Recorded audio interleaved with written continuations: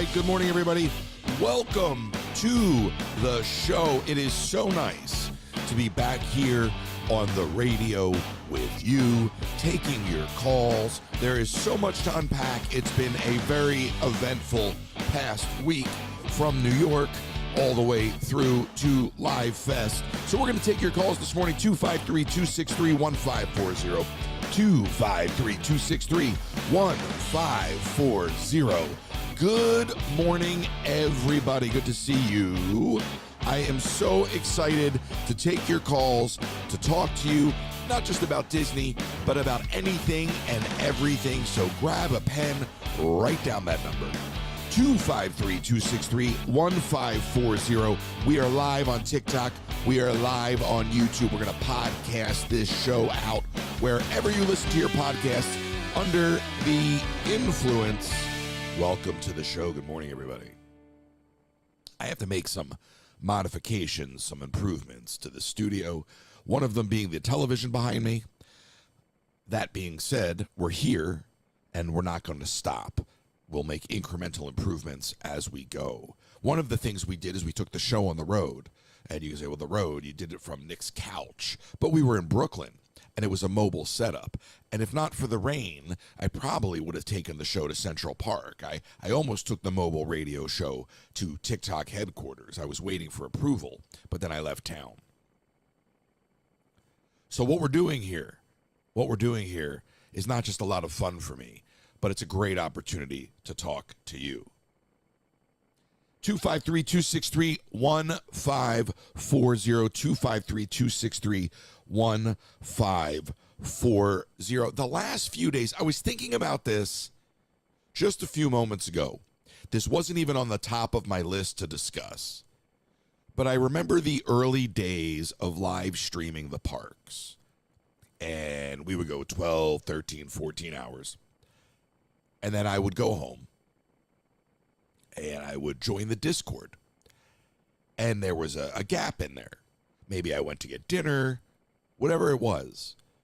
And it used to be, oh, take us with you. Live stream the Taco Bell drive-thru. And I'm not going to do that.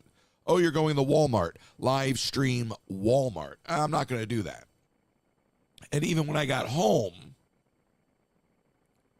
I would hang out on Discord. I wouldn't hang out on TikTok because I thought the only thing people wanted to see was what I was showing them, which was the parks. And here we are almost 4 years later, and the things that we have done together in just the last few days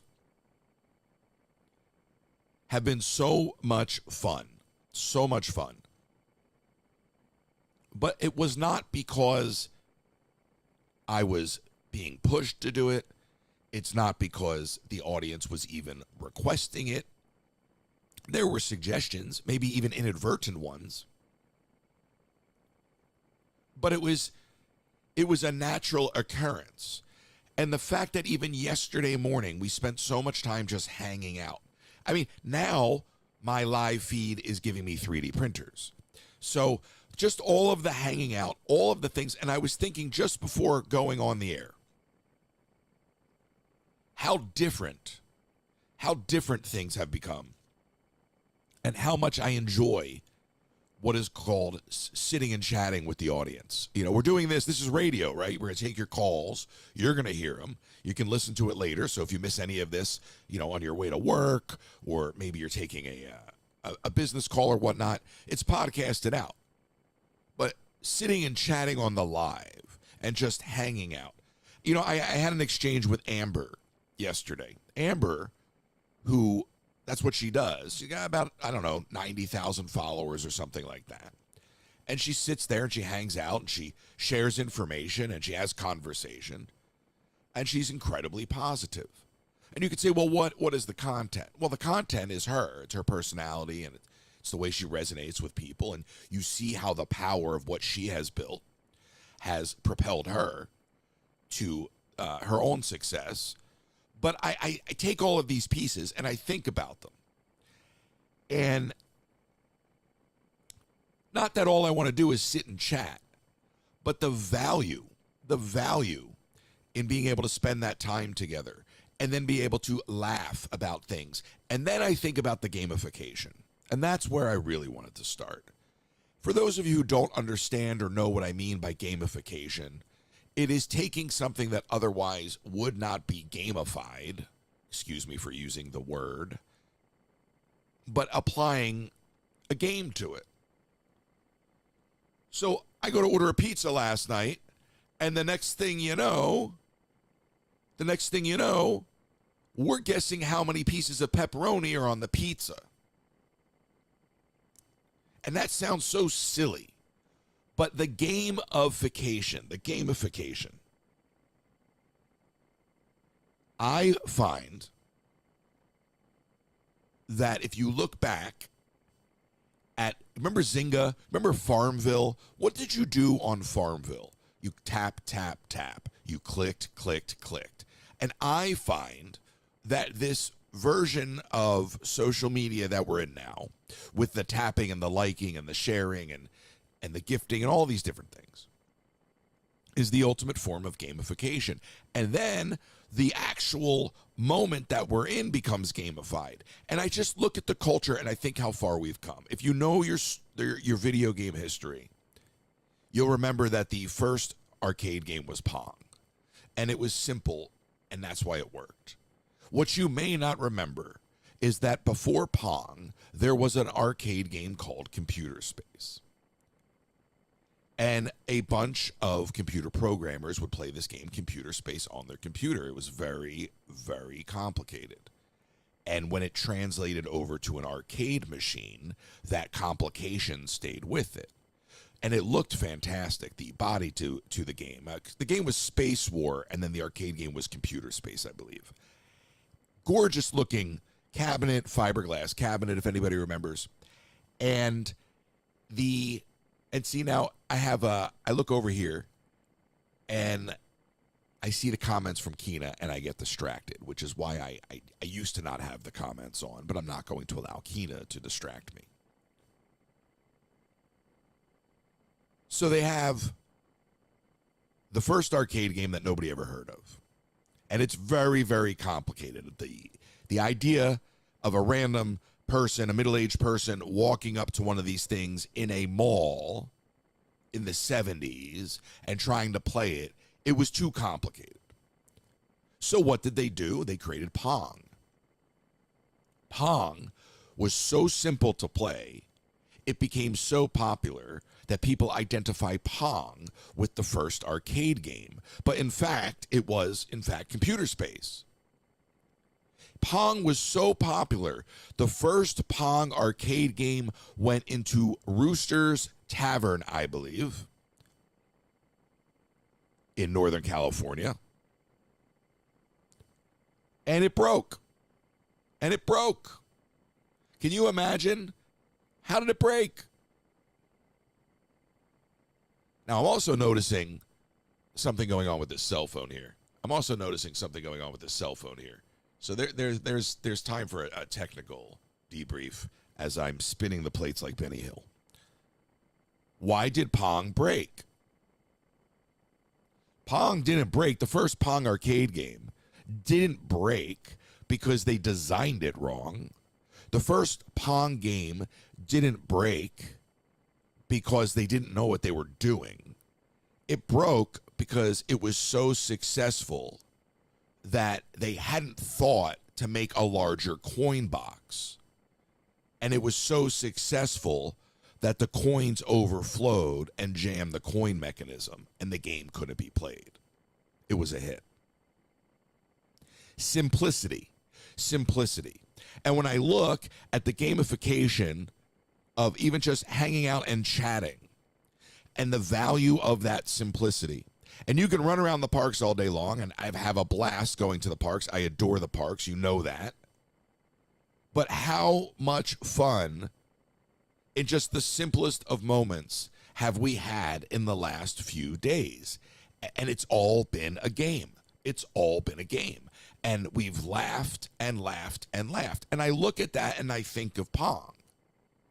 You know, the business I had before this was an arcade business, these vintage arcade games. And the funny thing about Pong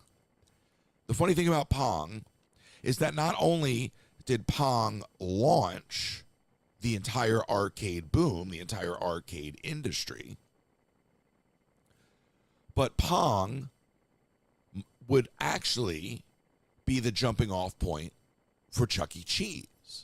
Because Nolan Bushnell, who created Atari, saw that people were making so much money off of his arcade games that he decided he needed a way to operate those arcade games as well, because he was selling these machines to operators and they were making far more money than he was. So he created Chuck E. Cheese. Warner would go on to acquire Atari. They didn't want to be in the pizza business. Nolan Bushnell would acquire Chuck E. Cheese back. Chuck E. Cheese, audio animatronics, the connective tissue between arcade games, audio animatronics, theme parking, gamification. The through line there for me is not lost.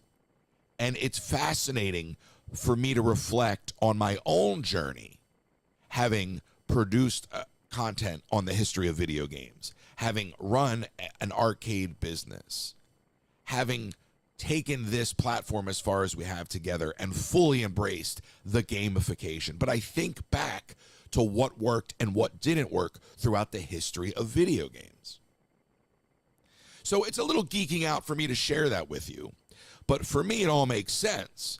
And it's really kind of amazing when you look at how solving problems are actually the reasoning.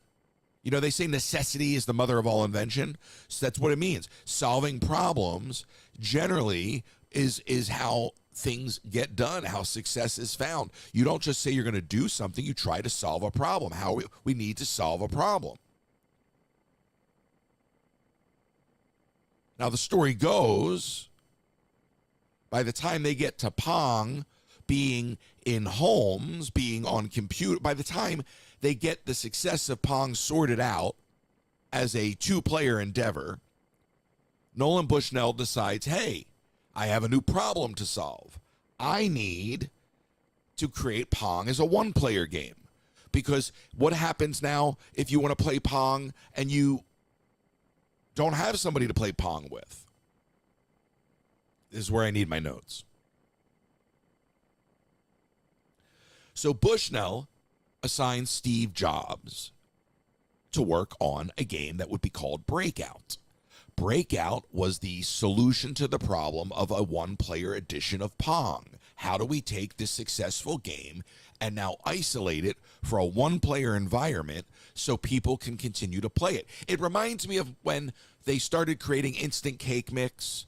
You know, Instant Cake Mix wasn't about creating cake. It was about selling more flour. We've sold flour to everyone. How do we sell you flour again?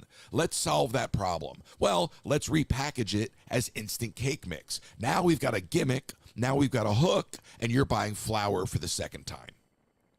So now, and I love this story, but it just speaks volumes to Steve Jobs, okay? So Bushnell assigned Steve Jobs to design a prototype. And by the way, we're live on YouTube. We're live on TikTok. If we're not live on YouTube, somebody tell me that on TikTok. 253-263-1540. 253-263-1540. So Bushnell assigned Steve Jobs to design a prototype. Jobs is offered $750 for every chip fewer than 50 on the game logic board. And he promised he'd do it in 4 days. Bushnell didn't like that Atari games had so many chips, so he hired Steve Jobs. Here's the thing, Steve Jobs didn't know how to do that. Steve Jobs didn't know how to do that. Now, if you go look at this story online, you're not going to get the whole story. You're going to get pieces of the story. But having produced a documentary on the history of video games, I have on a hard drive somewhere hundreds of hours of footage from the grandfathers, the founding fathers of the video game industry, the guys that started Activision, Nolan Bushnell himself. It is not my footage. If I could get the rights to release it, it would be amazing. But I am sitting on all of these interviews with these gentlemen and stuff that people have never seen. So Steve Jobs doesn't know what he's doing. So he goes to Woz. Wozniak actually, as an employee of Hewlett Packard, had designed tons of things. So he gets it reduced down. But Jobs lies to Wozniak and says they're going to split it 50-50. The bottom line is this. Not only does Woz deliver on the premise, Jobs lies to Woz. The chip production triggers a $5,000 bonus. Woz walks away with $350 because he was never told the truth about the deal. Jobs goes to India with the money.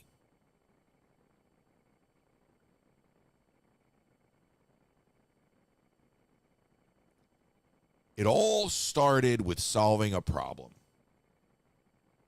And I look at the problem that I was trying to solve for myself, which completely unlost on me was recovering from the loss of a video game business. And I found my way through this app of gamification. I found my way here with you. And now we're podcasting. We're doing radio. We're talking. We're reflecting. I had a conversation the other day from Brooklyn with Vinny when we went to the World's Fair. Vinny called in and shared his stories, remembering as a child going to the World's Fair. Now, how could you get that story if you don't simplify things? If you don't just take away all of the bells and whistles for a minute and strip it down to a conversation. Simplicity is the key to success. If you overcomplicate things, I can't, when I'm running around the park where I'm on the ride not trying to talk because I want you to experience things, I don't get to hear what you have to say. And I just find that the reason things were so successful for us, even in these last few days, everything from New York and beyond, was due to simplicity. And that's something that I have learned. And I just love to reflect on all of the pieces. And that's where I find growth and further education. Because if you look at those things that I just explained to you, if you look at the story, look at what worked and what didn't work. Overcomplicating things does not work, okay? Being disingenuous, being untrue doesn't work. I mean, Woz had it figured out from day one. Woz didn't want the spotlight. He was the level-headed genius that remained quiet, did the work, was non-confrontational. Everybody loved him, and he's quietly thriving. And Jobs is a memory and an inspiration, but sometimes you just got to look at what worked and what didn't work. And I see disingenuous and I see genuine. And as much as I think Steve Jobs was a fascinating individual, I think he was a very disingenuous person. Much like a Bob Iger, which is probably why they got along. It's a what can you do for me lately? You know, Bob Iger tells a story in his book that the way he got into Steve Jobs' heart is by doing the iPod video deal with Apple and doing the deal so quick and making it so simple that Jobs would be blown away that Disney could do business so easily. He talks about it in his book. I mean, it's a strategy, but it's also a manipulation. And he knew, hey, if I can dangle the carrot and make it easy for this guy, he'll want to do future business with me, even if it's not as simplistic. But allowing him to bite on that simple deal, no pun intended, would be the beginning of the building blocks to form their relationship and then in turn allow Pixar to find its way back into the Walt Disney Company. Simplicity. That's all. That's the moral of the story. Simplicity. Sometimes I overthink things myself. Many times I would have never done these radio shows on TikTok in the early day because people only wanted to see Disney. Now it turns out, no, you do everything where the people are because those who want to be here are going to be here and those who don't will or will not come back. I used to be like, no, we do this over here, we do this over here, and we parse it all out. No. Keep it simple, stupid. And it works. So I just like sharing with you what I learn in real time. I have the opportunity sitting here talking to you to explain all of that and make it make sense even for myself to connect those pieces out loud as I say it to you, because as I think about the simplicity of Pong and how everybody remembers it as the first arcade game, and Computer Space was the first arcade game, but perception is reality. It was too complicated. It was too complicated. You know, people were asking me, they weren't asking me yesterday, but we were talking about the TikTok ban. And I made the point of, hey, listen, the people that are hanging out here right now aren't worried about what are we going to do when TikTok goes away. Because if they're not following on Instagram, they're following on YouTube. If they're not following on those, they're on Discord, or maybe all of them. And there is something really, really fundamental, really simple about just sitting and chatting and hanging out with your audience. And it builds a bond. Like I said, I would have never in the early days even thought of like, oh yeah, let's go to Taco Bell. I'm not streaming Taco Bell. And I'm not saying that's what I'm going to go do. But the idea that we could go walk down the street in New York City together like we did last week or a week and a half ago, whatever it is now. I love that. And we're just having a good time and exploring. And it doesn't have to be all about Disney. And in fact, I find, despite the name of the channel on TikTok, despite the name of the channel on YouTube, despite the reason that this platform blew up, I find that at some point, if all you have is one thing to talk about, then what are you even talking about? It becomes an echo chamber.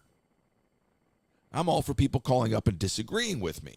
I'm all, I had a conversation with Leah yesterday during one of the breaks about some of the future things that I want to do with the channel, because it isn't, look, my goal for my eye is on a very different realm. I'm not looking at the Disney content creators, even if I once was, because I look, the JoJo's and the Alice's to me were the top of the mountain in terms of how to do it right. But having gotten beyond that, at least in my own bubble, I have my eyes set on the Kai Cenats and the Joe Rogans of the world, because those are the people that are really, really doing it right. And I want to see this podcast in the next year be on the top 20 leaderboard of podcasts across all podcast platforms. And you can show your support for doing that by going and starring or rating or reviewing the podcast wherever you listen, and then you look at the Kai Cenats of the world who have great success just being themselves and doing a variety stream. So I look at those pieces, the podcasting and the variety streaming, and I go, that's the model. That's the model. But that's also simplistic. Despite being variety, it is simplistic because at the end of the day, you are fundamentally having an experience with the people that want to be there. And I've reduced it down in my mind to that. We are here for an experience. Whether we are experiencing the parks, whether we are experiencing something being printed before our eyes, whether we're trying to figure out if it's going to float or how many slices of pepperoni are on the pizza, we're having an experience.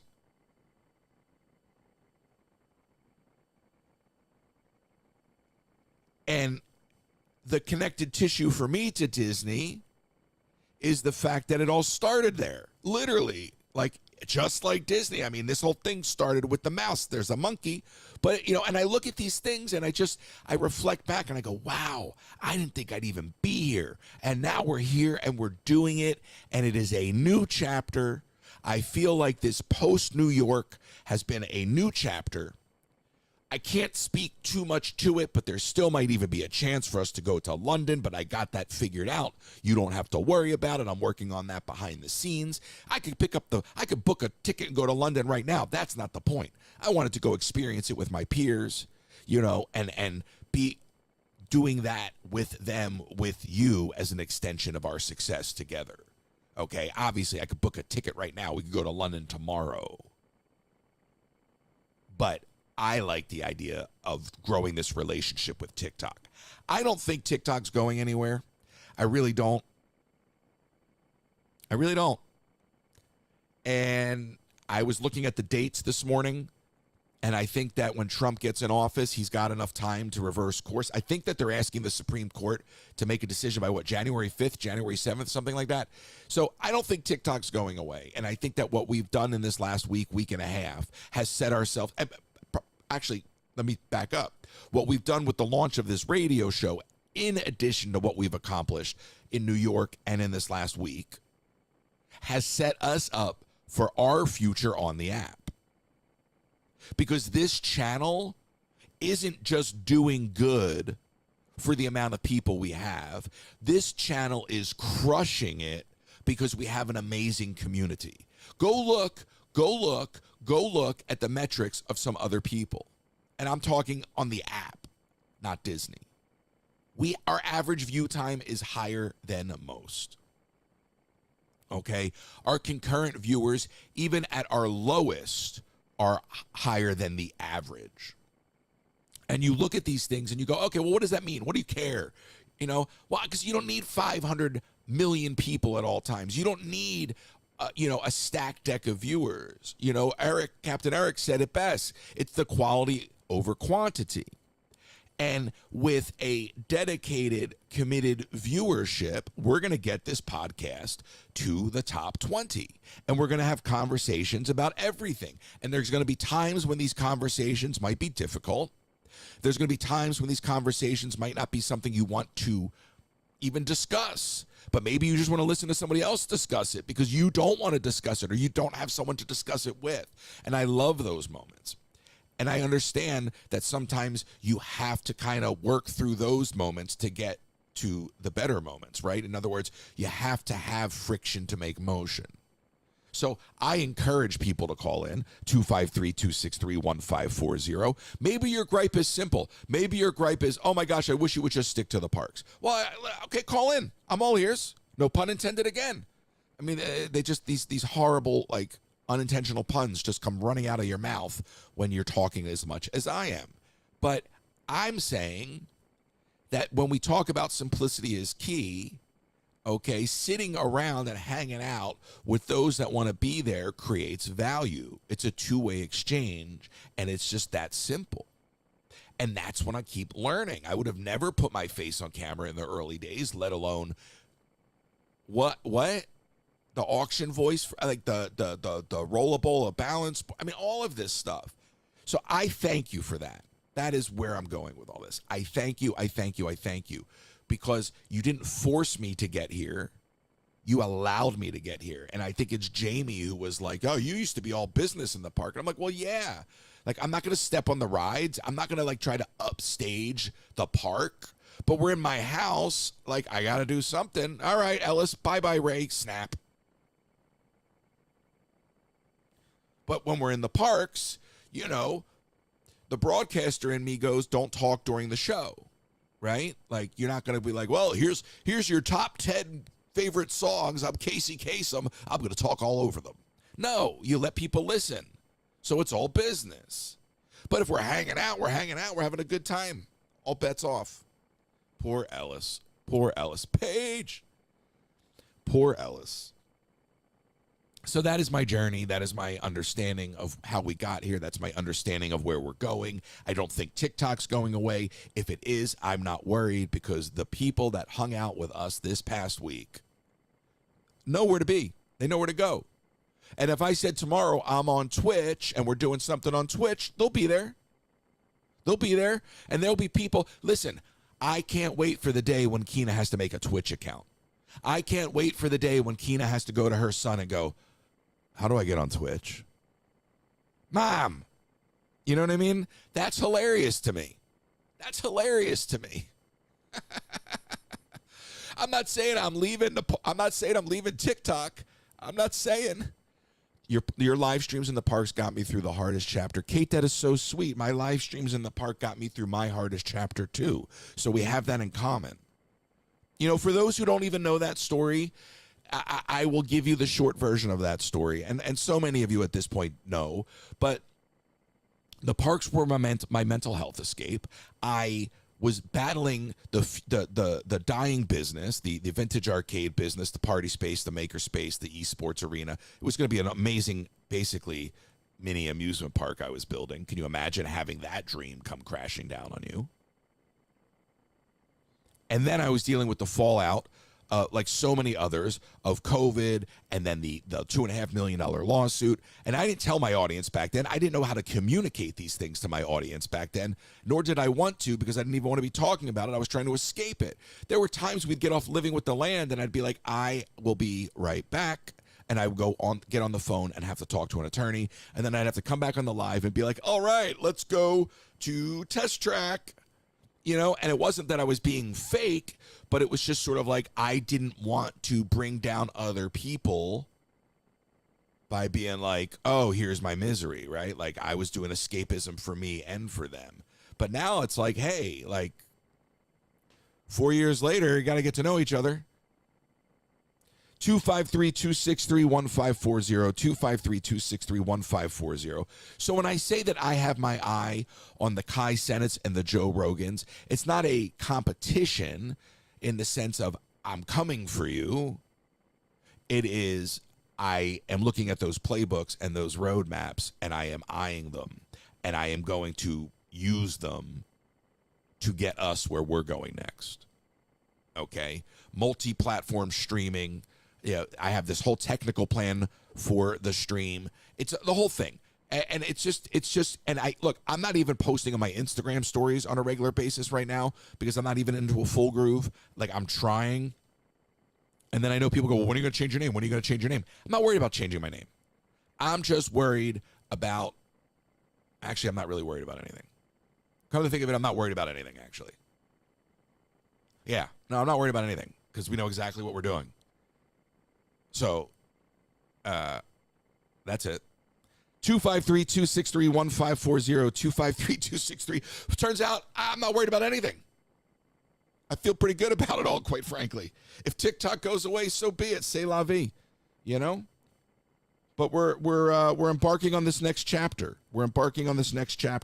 And I just think the gamification, hanging out, and doing those silly things like Will It Float, which is an old Letterman bit. It's fun. It's silly. And just having a good time. That's it. It's very, very simple. And and I have to give it up to Ellis because Ellis is just like the epitome of that. Like Ellis is just like a roller coaster. I pick anytime, like Leah said this to me the other day. She's like, wow, anytime you just you didn't know what to do, you just called Ellis. I'm like, that's right. You just call Ellis and then you pause. And then you see what comes out of the Ellis machine. Thank you, Jamie. I love non-business voice. Thank you, Jamie. 76 degrees inside my room here, staring at a wall. So I have to give credit where credit is due because, a huge chunk of that was Ellis. Like I couldn't. There were times there I was like, I don't know what to do. I'm calling Ellis. Just calling Ellis. The lottery machine. Like the ping pong balls that bubble up in the lottery machine. That's to me, that's Ellis. And you just don't know what's going to pop up. It's like non sequiturs. It's a whole bunch of non sequiturs written on ping pong balls, bouncing around in a machine. One pops up. Let's go. I'll run with that. Cool. Ellis knows all. Ellis is the gift that keeps on giving. And he just cracks me up. So bravo to Ellis. Bravo to Ellis. I can't say that enough. I really can't. And I talked to him like off the air. And he's just like giggling. And I'm just like, oh my God, I'm laughing. And I'm like, there's no audience here. Like, I'll just call Ellis, like, during those breaks, when you were watching the printer. And I would just call Ellis, and he would just pick up the phone and just start giggling. And I was delirious, so I would just start giggling. And then it was like, there's no audience. This is discourse. So anyway, it's been a real learning experience, and the positivity from Eric and Amber and Cedar Couple and Sharif has just been the positive energy.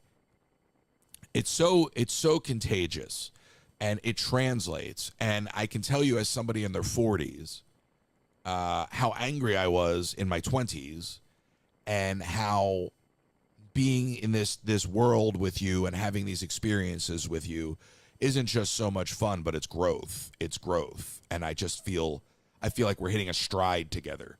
And I really do love love this format for that. So make sure you call in 253-263-1540, 253-263-1540. So that's what I learned. That's what I learned. Has anybody seen the new theme song to Superman? Yes, I'm switching gears. I woke up this morning, and in my feed is the theme song to Superman. Okay? And I'm like, okay, it says it's inspired by John Williams' theme. So then I clicked it, and there wasn't music. It was just noise. It was like they took the Superman theme and played it in a wind tunnel, and I can't hear it because the wind is stretching all of the music. It just sounds like the Superman theme is caught in a wind tunnel. Why didn't you just keep the original Superman theme? Why do we have to always think that we can do better than the source material? There is a rule. There is a rule when it comes to working with source material. If you can't elevate the source material, don't touch the source material. Please. Please. If you can't elevate the source material, don't touch the source material. I've been saying this my entire life. Whether you're remaking a motion picture or you're trying to update a theme park, if you can't elevate the source material, don't do it. Why are we trying to make a theme song like the Superman theme better? Either create a brand new song from scratch or work with what you got. But your little wind tunnel redux doesn't cut it, Jimmy. Jimmy. I don't like the director of Superman at all. Jimmy. 253-263-1540. Did you hear the theme song? Did you know what I'm talking about? You know how like in Superman the theme song is like, "Dah," like it's real big and it's epic. This was just like it's just like a long inaudible groan. Like, where's what you couldn't get? What's his name? Michael Giannacco, who is like the next John Williams. However you say his last name, that name's even too Italian for me to pronounce. You couldn't get that guy. He wasn't available. He won't take your calls because he knows what you're all about. It's horrendous. Look. It's horrendous. It's horrendous. And the movie, the movie. I mean, all signs point to no. All signs point to no. And I don't believe that said filmmaker has the maturity or the ability to write a Superman movie for the audience that wants a Superman movie. I think we're going to get a cartoon Superman movie. Now, I don't really care in the grand scheme of things, but I'm doing a radio show, so I got to fill air, Solita. You know what I mean? Like, so yeah, I'm going to rant about James Gunn and Superman and how I think that James Gunn is a horrible writer and filmmaker. And this is going to be his absolute flop that gets him booted with Peter Safran from running the DC universe. You know, it's amazing. Marvel has had success and failure and success again. DC can't figure it out. You have Batman and Superman. You don't know what to do with Batman and Superman? Does anybody remember when the first Iron Man movie came out? The first Iron Man movie didn't even have a script. The first Iron Man movie was heavily improvised off of basically an outline. Okay? It's like Curb Your Enthusiasm. They took a risk and it paid dividends to the point of them oversaturating the market with Marvel. But when Iron Man came out, Iron Man was an ancillary character. Nobody knew anything about Iron Man. In fact, the artwork from the comics made him look rather clunky. The movie blew Iron Man out of the water. I mean, the movie made Iron Man more popular than Superman.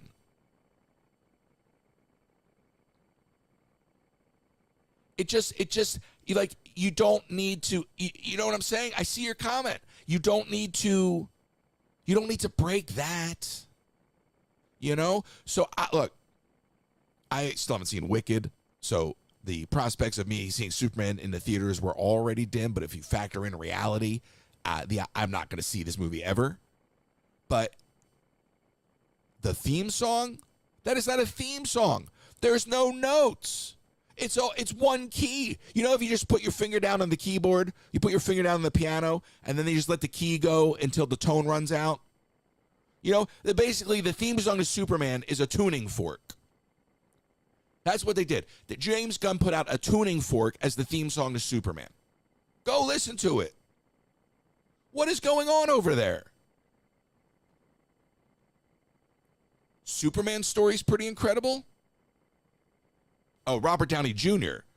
I looked over and Ashley's like, his story's pretty incredible. I'm like, Superman's story? Yeah. Boy, from Krypton to Super. Yeah, that's a no. Yes, this Robert Downey Jr.'s story is quite remarkable, actually. And you want to know what's kind of cool?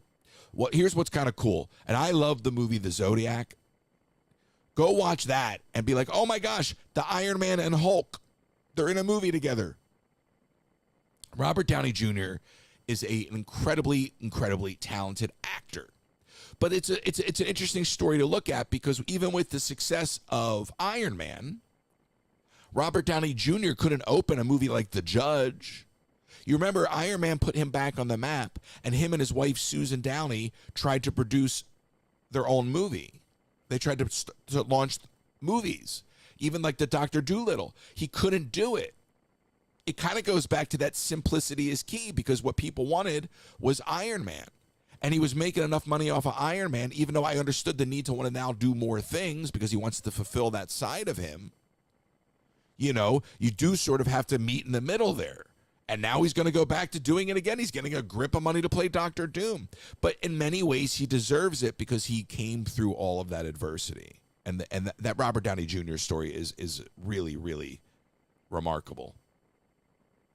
But all of that to say that this Superman movie to me just looks so like, and then they put the dog in it, Crypto or whatever, and I'm just like, oh my God, the dog is going to be like Ted. It's going to be like the movie Ted, and the dog is going to say really, really ridiculous, inappropriate things.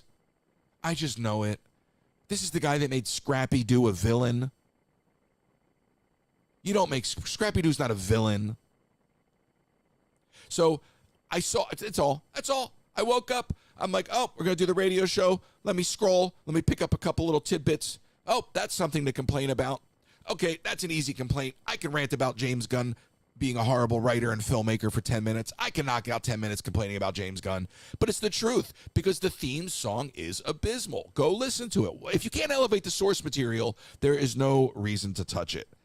That's all. That's how I feel. And again, if you want to transpose that into the parks, there's no reason to get rid of a Splash Mountain when you have enough land to give Tiana a ride that she deserves. Like Tiana's Bayou Adventure could have been on the level of Rapunzel's Lantern Festival in Tokyo. That ride is stunning. It's short, but it's gorgeous and immersive. You know? So you could have had a real Bayou Adventure.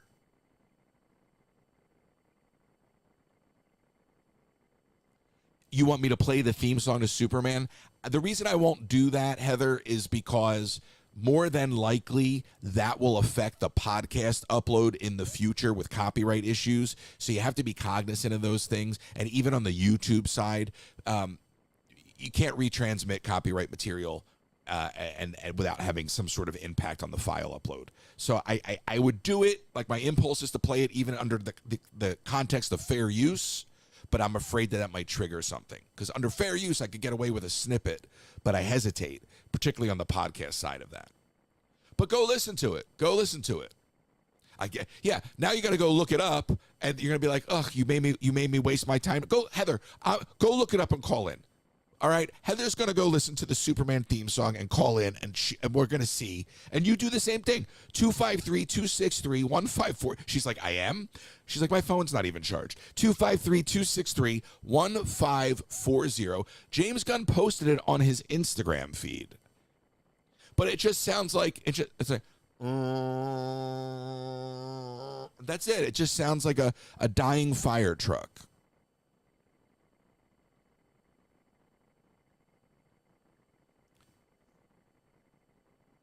New York, I'm going back to New York because, and I don't mean literally, although I may, but I'm going back to New York conversationally because of that call from Vinny. And Yoey told me that he tried to find the toy that Vinny was talking about. And I'm like, oh my God, I want one too. And Nick had like taken me there, you know, and then gone back and went down a rabbit hole of pictures of the World's Fair. So I had seen that tire image for the first time the night before Vinny called in. I had never seen that image of that, not tire swing, excuse me. It's a Ferris wheel. And I had never seen that image. I didn't even know that was a thing for all of the imagery of the World's Fair that I've absorbed over the years. And then Vinny called in. I was like, oh my gosh. And I really, really, really want to figure out, how do we do that again? Like, how do we launch a World's Fair? Like, I don't know. Can TikTok sponsor that if TikTok's around? Like, can one of these companies, can Apple sponsor it? These tech companies have the money. You would make the money back tenfold. Like, can somebody start off a World's Fair? It would be amazing to bring back the World's Fair in New York. Can you imagine? Can you imagine? And like I said when we were talking to Vinny, the idea of bringing people together in the same place at the same time, those moments are few and far between. People are so isolated. You know, it's very easy to jump in on a live stream, drop a snarky comment, okay, and run back into your corner because you don't have the guts to pick up the phone and talk like an individual, okay, because you're afraid of possibly not being able to articulate your thoughts, right? But for those who actually can articulate their thoughts, it's an opportunity for conversation, much like bringing people into the same space and time to be inspired by different things. It would breed common ground. It would breed common ground. Having every state represented in a World's Fair environment would breed common ground. Maybe that's just me being completely like wishful and hopeful, but I think there's some real value in bringing people together for something of that magnitude. You look at, and I think I mentioned this just during the last few days when we were just sitting out hanging out talking, or maybe I talked to Kenzie about it, but water cooler television used to be a big thing. So you go into work the next day and everybody had watched Seinfeld, so everybody's talking about what happened last night on Seinfeld. And everybody, even if you didn't know that person in the office, you were now having a conversation about something, albeit surface level, it was entertainment, right? So now, Patty, there's a connection there. There's a connection, and you don't have that anymore. You might see the same thing that I see on social media, but the comments don't go back and forth. There's people yelling at each other. You know, so there's not a lot of event. You know, one of the reasons I really enjoy the live streaming is the live aspect. It's what's going on right now. We're all in the same moment right now, having a shared experience. So what was cool about water cooler television, which no longer exists, is that everybody saw the Sopranos finale, even if you didn't watch the show. So everybody the next morning is talking about the Sopranos finale. And now everybody feels like they have something to relate to. I don't know anything about you, but you watch that show. Now I can have a conversation with you. So even if it is surface level, it becomes the jumping off point to be comfortable to engage with strangers. And by strangers, I mean the person that works next to you in your office, not a stranger on the street. So I love the idea of some big grand event like that would inspire not just innovation through new products and new technologies, but also bring cultures together and cross-pollinate ideas. Am I missing something? Why can't we have this? Why can't we have this? I don't think it's a big ask. I think it would be amazing. And there's so many people that have said, oh, I went to the World's Fair. I remember being a kid and going to the World's Fair. I've heard in the comments, I've gotten messages. So I know that it had an impact. And I just wonder what it could do today.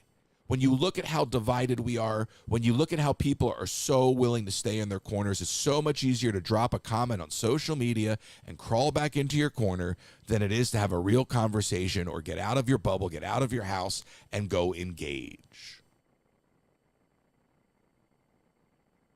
The internet has built a generation of keyboard warriors. People are very comfortable saying what they want to say through text. They'll never say it to your face. And they'll never pick up the phone. And you know what I mean? And so what has that done is it's made people feel very, very comfortable and secure in their bubble.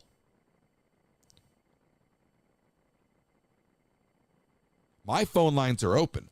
253-263-1540. 253-263-1540. You could pick up the phone right now and call me and say, what's wrong with you? I'm not holding. I mean, like, it's one of those things where I think too much access to information, the spread of information too fast has actually, despite being technically connected, has made us so disconnected.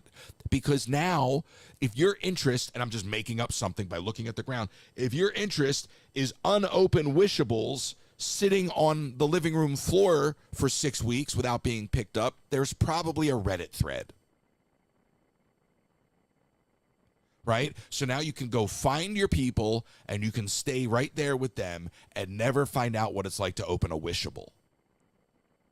By the way, that's the best I could come up with on the fly because I'm looking over there. I don't see any calls on the board, Heather. 253-263-1540. 253-263-1540. I don't have any calls on the board. Hey now. But that's my point. So with all of this access to information, with all of this connectivity, we're actually more divided than ever because there's something for everyone. That fragmentation has pulled us apart. Yeah, I don't see anything, Heather. Good morning, Ellis. Good morning, Danielle.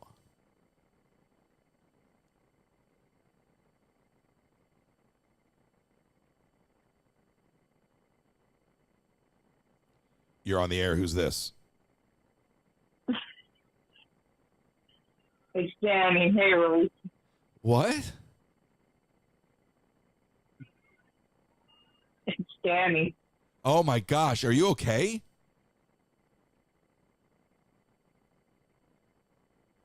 Oh, I'm great. How are you? Oh, I'm all right. This delay is crazy. You know what? I know what I'm doing wrong. Let me get rid of it. Hold on. All right. There Yeah. It's like an 18-minute delay. I don't know why I didn't see the phone calls. I just refreshed the iPad, and there's all these calls in the queue. Good morning. 253-263. Wait, hold on. 253-263-1540. Danny, you're on the air. So you talked about so much in the time that I was listening to you while I was on hold, and I was like, now I have like a ton of thoughts on everything you said, but that wasn't the reason why I called in. I just wanted to say, almost anecdotally, in reference to this whole weekend, and I think what most of us witnessed during Live Fest, going back to when I first started, when I caught you on TikTok, which was early summer. So, and I'm going on 6 months right now. And I think we all know that there's a ton of Disney creators, people that live stream from the park. There's a ton of them. But they would always come up on my feed. But yours is the one that I always lingered on at the beginning. And when you mentioned how you talked to your rep and they talked about the metrics and how it seemed like you had an above average viewing time. And, you know, I realized that, especially this weekend, and I think I might have mentioned it once, I don't know, months ago on one of the lives, it was when you were talking about, oh, I don't know what I'm going to do today. Should I go, to Disney Springs or should I walk through the resorts? And it was a lot of discussion about whether or not being in the park, if you weren't in the park, people weren't going to view. And a lot of people said, well, we're just here for you, not necessarily because you're in the parks, even though we're all, we have the commonality of being Disney fans. And that's probably initially what drew us into the content. It was specifically you and your personality, your knowledge, the way you were. And even though most of the time we never saw your face, that's what drew us in. So now that you've shifted and kind of have your fingers in different places, with the podcast and the radio show, and particularly this weekend where a lot of people got to see you and your face for hours on end, that just proves that, at least for the people that are, like your core audience, you are the draw. Disney provided a commonality for all of us, but you are what kept us coming back. So whether you're on TikTok and we see your face and you're doing a radio show, or it goes away and we only see you on YouTube, or you want to live stream there, or just do radio shows and podcasts, I don't think it's going to ultimately make that much of a difference in that. I mean, that's just what I felt from everyone talking in the chat over the course of the weekend, was that, we were happy to just see you balance. Well, maybe not me, because I wasn't happy to see you balancing on a board. I was anxiety ridden, really, but just, you know what I mean? Well, yeah, but that was personal for you. That was personal for you. It was personal. How is your foot? But I was happy to see you. I was happy to see you just be you in whatever funny part or mundane part or whatever it was. And I think that that's why when you have somebody like a Joe Rogan, for example, that has such an amazing audience, the draw is always going to be the person and how they handle themselves and how they talk about things, even things that we may like or we don't like. It's just the way that you present it and you give people opportunities to share in that. So, I think continue. I know you are, but, I think that you will be very surprised by the results that you'll get, no matter what ends up happening out of all of this. Well, that is very sweet. Definitely not having an allergic reaction. The comments right now, I'm seeing names in the comments from folks that have been watching me for years, who maybe commented in the beginning, and then there was a period where I didn't even know that they were still watching. And I think that there's been this shift where now there are, I don't like the word old, but there are OG viewers and there are some newer viewers that are now active in the chat together in a way that they didn't there was no oxygen for it before. And I don't know exactly why, but I love seeing some of the OGs being more active now. And I'm like, oh my God. Like, I was printing stuff for Danny, not you, Danny, but the other Danny, which that phrase I don't like, the other Danny. But there's somebody else with your name. I don't know if you're aware of this. And yes, I am. She's been watching from like day one. And she doesn't comment, She's probably commented more in the last 4 days than she commented in the last year. And it's so refreshing. And it's like, oh my God, you're still here. You know what I mean? I think being a new view, let's say I'm a newer viewer, okay, since I only started like 6 months ago.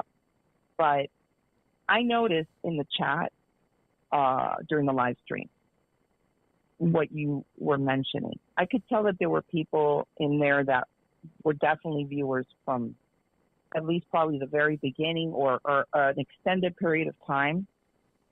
But sometimes the chat while you're live streaming in the park can get overwhelming. And I think a lot of people just kind of step back and don't necessarily, they're listening to you. I'm sure they're streaming you like on TikTok all day. They probably have you in the background and watching you. I know I do. Even when I'm doing things around the house, I can still hear your voice like reverberating through my home. So I'm watching and I'm giving you the viewing time. But sometimes I step away from the chat, not now recently, but in the past. Right. Because I could tell that sometimes it can get a little overwhelming. And I'm not just the usual trolls that'll jump in and say stupid things, but sometimes people can get heated in their opinions about whatever topic is being discussed in the chat or what you're talking about. And then some people are like, you know what? Either what I'm saying is getting lost in the chat because of the speed of it, or I'm saying something and somebody's like jumping down my throat, and I'm here for Royce. I'm not really here for the drama. So, go step back. But you know what, for me, some of us. It's so funny to hear your perspective, because for me, the one thing that, and I don't mind like the repetition of the time and the temperature. Like that's fine, right? Even, in old school radio, you would do at top of the hour, you do your time, your temperature, right? So I don't mind repetition. But the same jokes in the chat on the same ride for 4 years, I'm like, it's not funny anymore.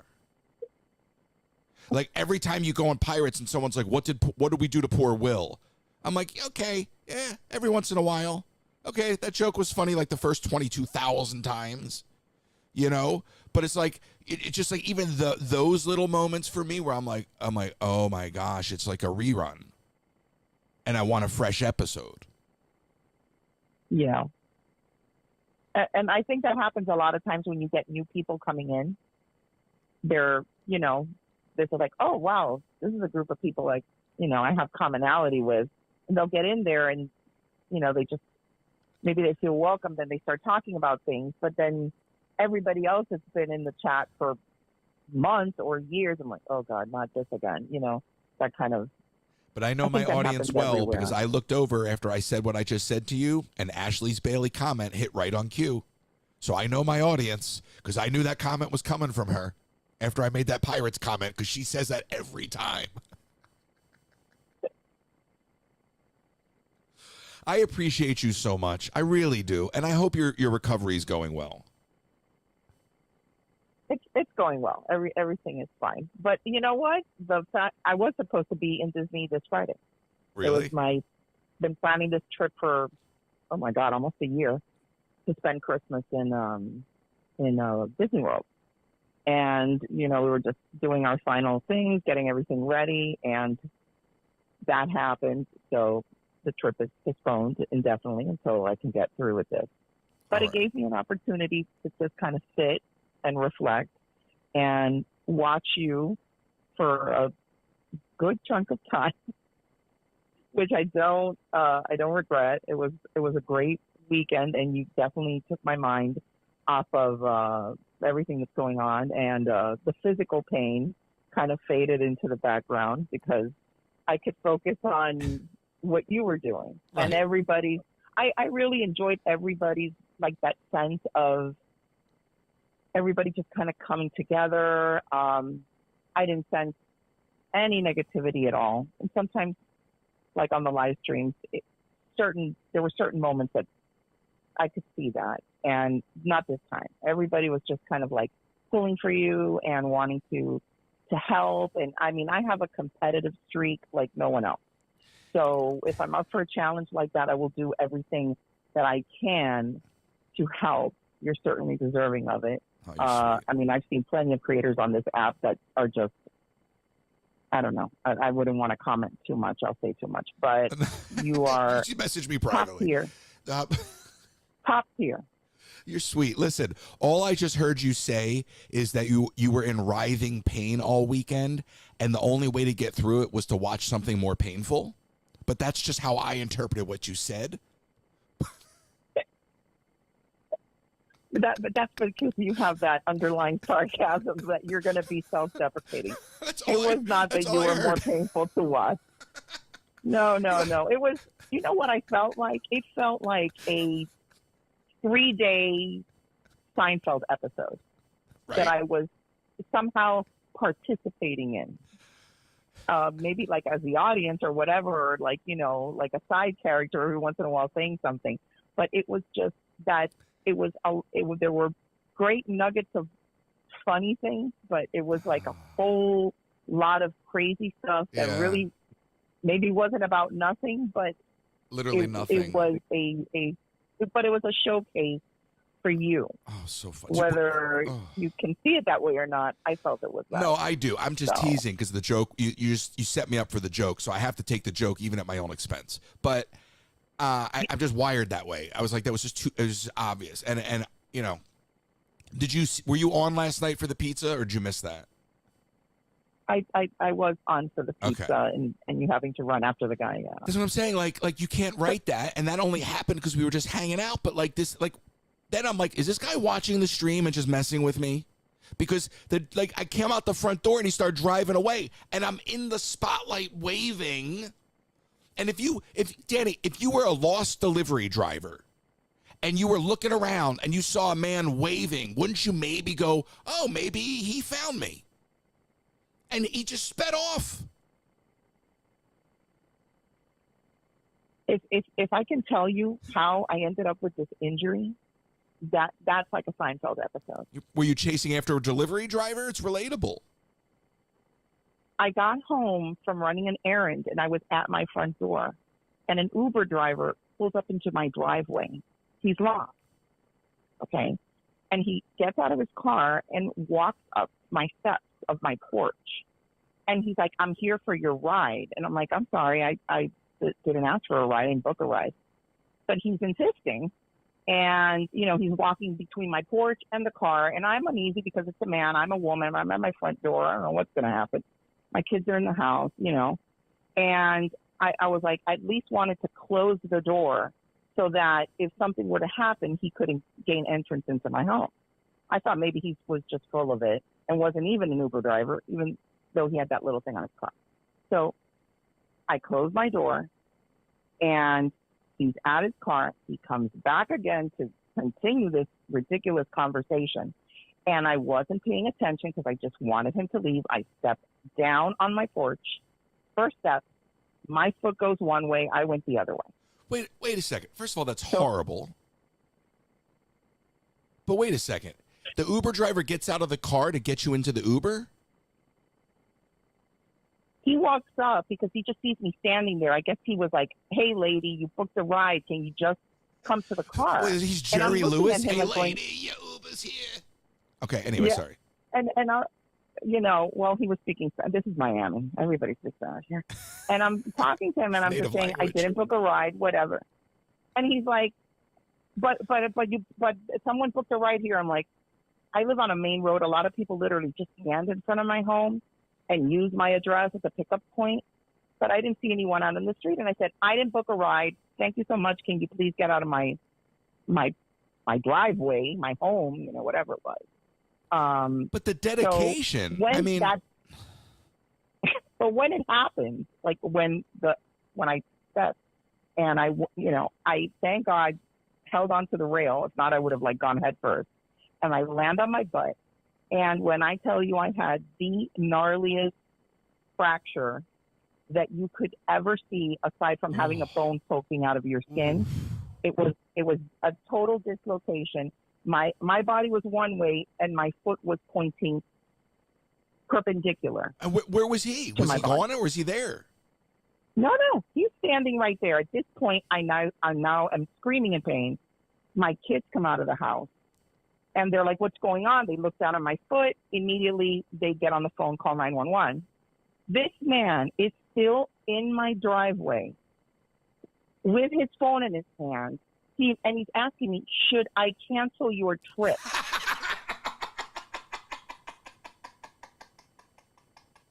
I swear. Well, I mean, those were his words. It's priorities. I literally I have tears streaming down my face, and that's what this man is asking me. And I said, what trip? I never booked one, you idiot. Listen, And then he says, can I take you to the hospital? Yeah, how much? I'm like, can you get out of here? Please leave. I'm sure an ambulance is about to get here. Can you leave? And then he walks up to my foot, and he goes to touch it, like to assess it. I don't know if he's moonlighting as an Uber driver. He's an Uber doctor he's an now? orthopedic surgeon. And I'm like, don't touch it. Oh my God. I'm literally losing my mind at this point. Oh, and I said, I need you to leave right now. But I'm not kidding, because my next call. But where's the person? where's the person who's supposed to be getting this ride? Are they standing outside watching all this, waiting? That's my Uber. There's nobody there. I don't know what this man was Let doing. me tell you So something. he finally leaves as the ambulance gets there, and I'm just like, I said it to the guy in the paramedics. He's like, "Who's that?" I go, "I don't know, an idiot that just caused me to fall and break my ankle." But in the ambulance, I said, "I swear I'm living a Seinfeld episode." Okay, first of all, you need I to just sue said that. Uber. No, number one. And number two, my DoorDasher and your Uber driver need to change jobs, okay? Because if I would have had a DoorDasher with that kind of commitment, I would have had my munchkins, number one. And if you would have had an Uber driver with the lackadaisical attitude that my DoorDasher had, your ankle would be fine. Exactly. But see, life is full. It's just full of these little moments where you're kind of like, this makes no sense. You want me to And that's cancel the what's trip? funny about it. Could you want me to cancel? Yeah, cancel the trip. Get out of here. There's no trip. I just tripped. There is no. What You trip? can't cancel that even trip. walk. I couldn't even stand up. Oh my God! let I'm so alone- sorry. I could. And I'm telling this story to my husband hours later when he shows up in the emergency room and I'm doped up and he's like, "How did this happen to you?" And when I said that story to him, with the nurse in the background listening, he's just looking at me and he goes, "Are you okay? Like, are the medications affecting you?" I said, "No, I'm being serious." Yeah, well, That's even what right now, happened. I'm like, this is wild. Like, that's so. Just to review, the Uber there's a phantom Uber order because we don't know where this Uber. Oh my God, I can't even say it. The Uber order came from, and then he doesn't leave. No, the commitment was there.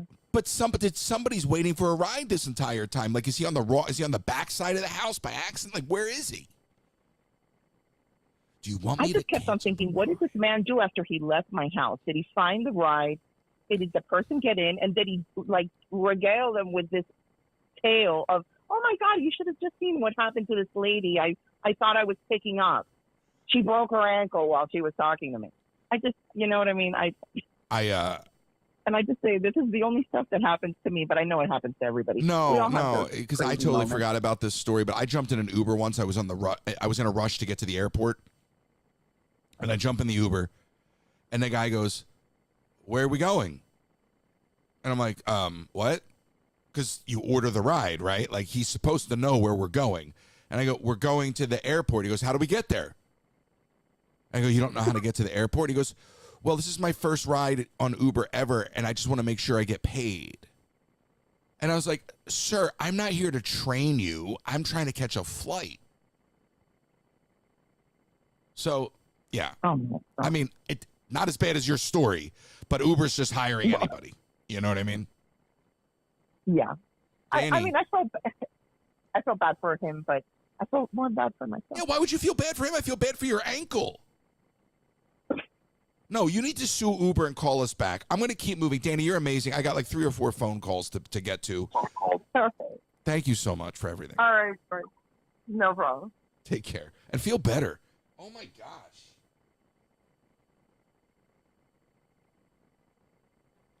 What a wild story. Hold on. You're on the air. Who's this? Oops, I think I just dropped that call. What a wild story. Yeah, the smartphone, the whole entire thing is I booked a ride and it tells you where we're going. I jump in an Uber and you tell me. Sorry, whoever I just hung up on, you got to call back. The phone system's being weird today. But I jump in an Uber and go, "Where are we going?" Why don't you tell me where we're going?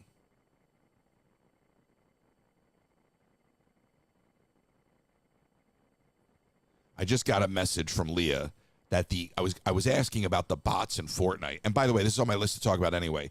I finally did the Fortnite refund. So if you have a kid or you yourself play Fortnite, there is a class action lawsuit settlement. And you can get something like $110 or up to $115, whatever it is, back from Epic Games. So I filled out the form and I said, just go Google Fortnite refund. It's on the FTC website. It did not accept my username. It accepted other usernames, but it didn't accept my actual one. So it gave me an email prompt. But go check it out because there is a class action lawsuit settlement for Fortnite.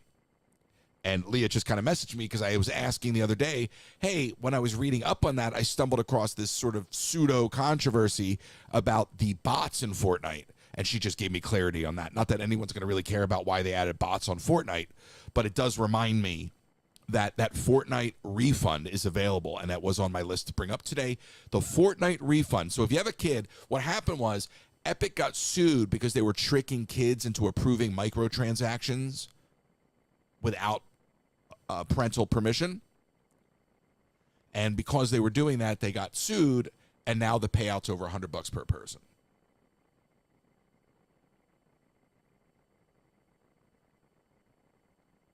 (253-263-1540). I don't know why the phone lines are giving me such a hard time today. 253-263-1540. And I'm also noticing an issue with my cell phones. I don't know if I have a networking issue or what I'm battling today.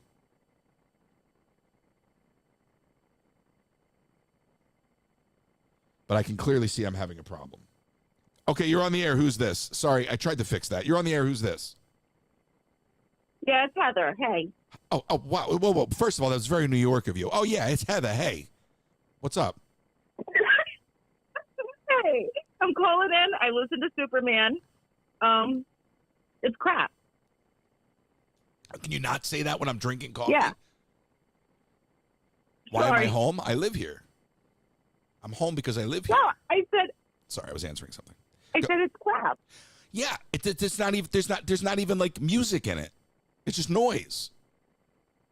No, there's music in it. I don't know what version you heard. I got the nostalgic version. No, wait. You're listening to the new one or the old one? I got a new one. It came out a day ago. Right. And you said it's crap. But I heard a nostalgic version of the old Superman in the background. But it was like, yeah, I get what you're saying, like the tunnel and the. Yeah, no. They took they took the theme song and like just buried it with a bunch of noise. Yeah. Yeah, but they're trying to make it nostalgic, like you're thinking about it in the past. I get it. But I get what they're trying to do. How does that make sense? I don't know because I haven't seen the new movie. By the way, if you're just tuning in, I'm home because I live here. I'm home because I live here. So I don't know how you feel about like, growing up for me, Heather, Superman was the movie that you weren't supposed to make. Remember, for the longest time, there was the curse. There was the Reeve and the Reeves curse, right? Was it George Reeve and Christopher Reeves? Yeah. So there was always the curse. And for the longest time, they would not make a Superman movie. Hollywood wouldn't touch it. And it wasn't until, I think it was Brandon Routh in Superman Returns. Is that the first Superman movie since Christopher Reeves? Oh, you want me to remember the sequence? I don't know. I'm talking out loud. So I believe that was the Bryan Singer movie was the first Superman movie we got in, I don't know, decades. But the idea was don't touch Superman. Superman's cursed. And then somewhere we lost that edict. And I just feel like after the Donner Superman movies, you're never going to, I'm not saying don't make Superman movies because obviously people want, future generations want to be introduced to the characters and that's what you do. That's the movie business. But the Donner Superman movies are legendary. How are you going to top that? You certainly are going to top it by burying the audio, burying the theme song. Right. But I get what they're trying to do. I get it. But then why not just release the original song and just have somebody else re-score it? I mean, you could elevate it just by doing in other words, I don't consider that an arrangement. Do you? Like, that's not a rearrangement. No, it's not a rearrangement. It's a stereotypical way of making it sound nostalgic. It's been used over and over again. Right, but it's like, it just sounds like it's being played on a worn down tape. Yeah. Yep. That's nostalgia? Yes, that's what it's supposed to be. It's supposed to be like, remember back when you were a kid? I remember. They had this great theme song. Tell me more. Yeah. Okay. Oh, I thought you were actually, never mind. I'm just kidding. So, I look. I get the idea, but I think if this is what you think is like your best introduction to what this movie is going to be, then no, it ain't going to be good. Like, I'm sorry. You already know I'm biased because I think that the guy's a terrible filmmaker. But if even the Guardians of the Galaxy sensibility, that worked for Guardians even at its worst. But applying that sensibility to Superman and making Superman sort of frat humor-esque is not going to work. Right. Yeah. Well, that's what they did. So we'll have to see how it goes. I don't know if you're ever going to see it, but No, you'll see it and tell me. Maybe. oh, okay. No. All right. By the way, I loved this weekend. Thank you. That's very sweet. I would do this weekend. It was just fantastic. It was a lot of fun. You're absolutely right. And watching you face the car, Yeah. top quality. Well, you didn't even get to see it. I just kept opening the door to shout back to the live play-by-play because, look, I'm in Florida, right? So I don't leave my front door open because if anyone who lives in Florida knows there's lizards everywhere, right? So I close my front doors like an airlock. Okay, it's like Outbreak over here, right? Mm-hmm. Okay, I got a door and a door, and one close. Like, so, it's like Get Smart. Remember Get Smart? Don Adams going through all the doors. Yeah, that's me leaving my house. Okay. So once I get past the airlock, but no, so I close the front door behind me because I don't want to let in friends. So I'm like, I got to also communicate to the live what's going on. So I'm like, open up. Can you imagine what kind of a lunatic I looked like to anybody watching, including this driver, Heather? I keep shouting back into my house. Probably thinks I'm getting yelled at by my wife. What was wrong with the driver? Did he have an excuse for just driving by? No. And he tried to give me the wrong order first. He had no excuse. I just said, busy night? Yeah. All right. Good chat, bro. I mean, I may have said, oh, you just speeding away. I said, I saw you driving around looking. Okay, I thought I'd come out and help is what I said. I mean, I'd say that you should never order from them again, but then we all saw how much pepperoni they gave you. So I don't know. But that would insinuate that they knew ahead of time that, well, they did know it was delayed because it was sitting there. So what did they throw pepperoni on at the last minute? Look, I'm just one of these people. Like, I never used to DoorDash. That's a pizza delivery, so that's different, right? But I used to be, like, pre-pandemic, we're talking about Uber. I was, like, I never Ubered. DoorDash, none of this stuff. DoorDash, Postmates, none of this stuff. And I don't like it. I only started Ubering when I moved here. I didn't have a car. So I was streaming the parks. I would Uber to the parks to go to work every day, if you will. But then I got a car. And I'll Uber to the airport because I don't like parking at the airport. I don't like parking garages. The last thing I want to do when I get off of a long flight is have to play Where's My Car, you know? And even with an air tag, I don't want to deal with traversing a parking garage, all that stuff. So I like the convenience, time versus money thing. But I don't like door dashing. And the other night, I did it. Not even the other night on the live. Like a week and a half ago, I did it because I was hungry, which is generally why you order food. And I regretted it instantly because they messed up my order and they had to give me a credit because they didn't bring me everything. And I'm like, do you not check the food before you grab the food? So the other night, we're doing this marathon, and yes, it was a blast. I got to figure out why this phone They don't check the food. First off, it's usually sealed. Isn't it a sealed bag? Yeah, but I ordered the Dunkin' the other night, and he didn't bring me the Munchkins, which would have been in a second bag. And he didn't ring the doorbell. That's what I don't understand. Danny's got an Uber driver. I once got an Uber driver who left me at the airport, literally called me yelling at me, stop playing games because I was on level 2 and he was on level 1 and the dots looked like we were where we're supposed to be, but he couldn't find me. I'm like, I'm not playing games. She's got an Uber driver that is so committed to the job that he got out of the car. I've never seen an Uber driver get out of the car but for opening the trunk. My DoorDasher dropped it, didn't even ring the doorbell. Figured this lunatic's looking at his screen anyway. I'm just dropping it. Didn't ring the doorbell, didn't drop off half the order.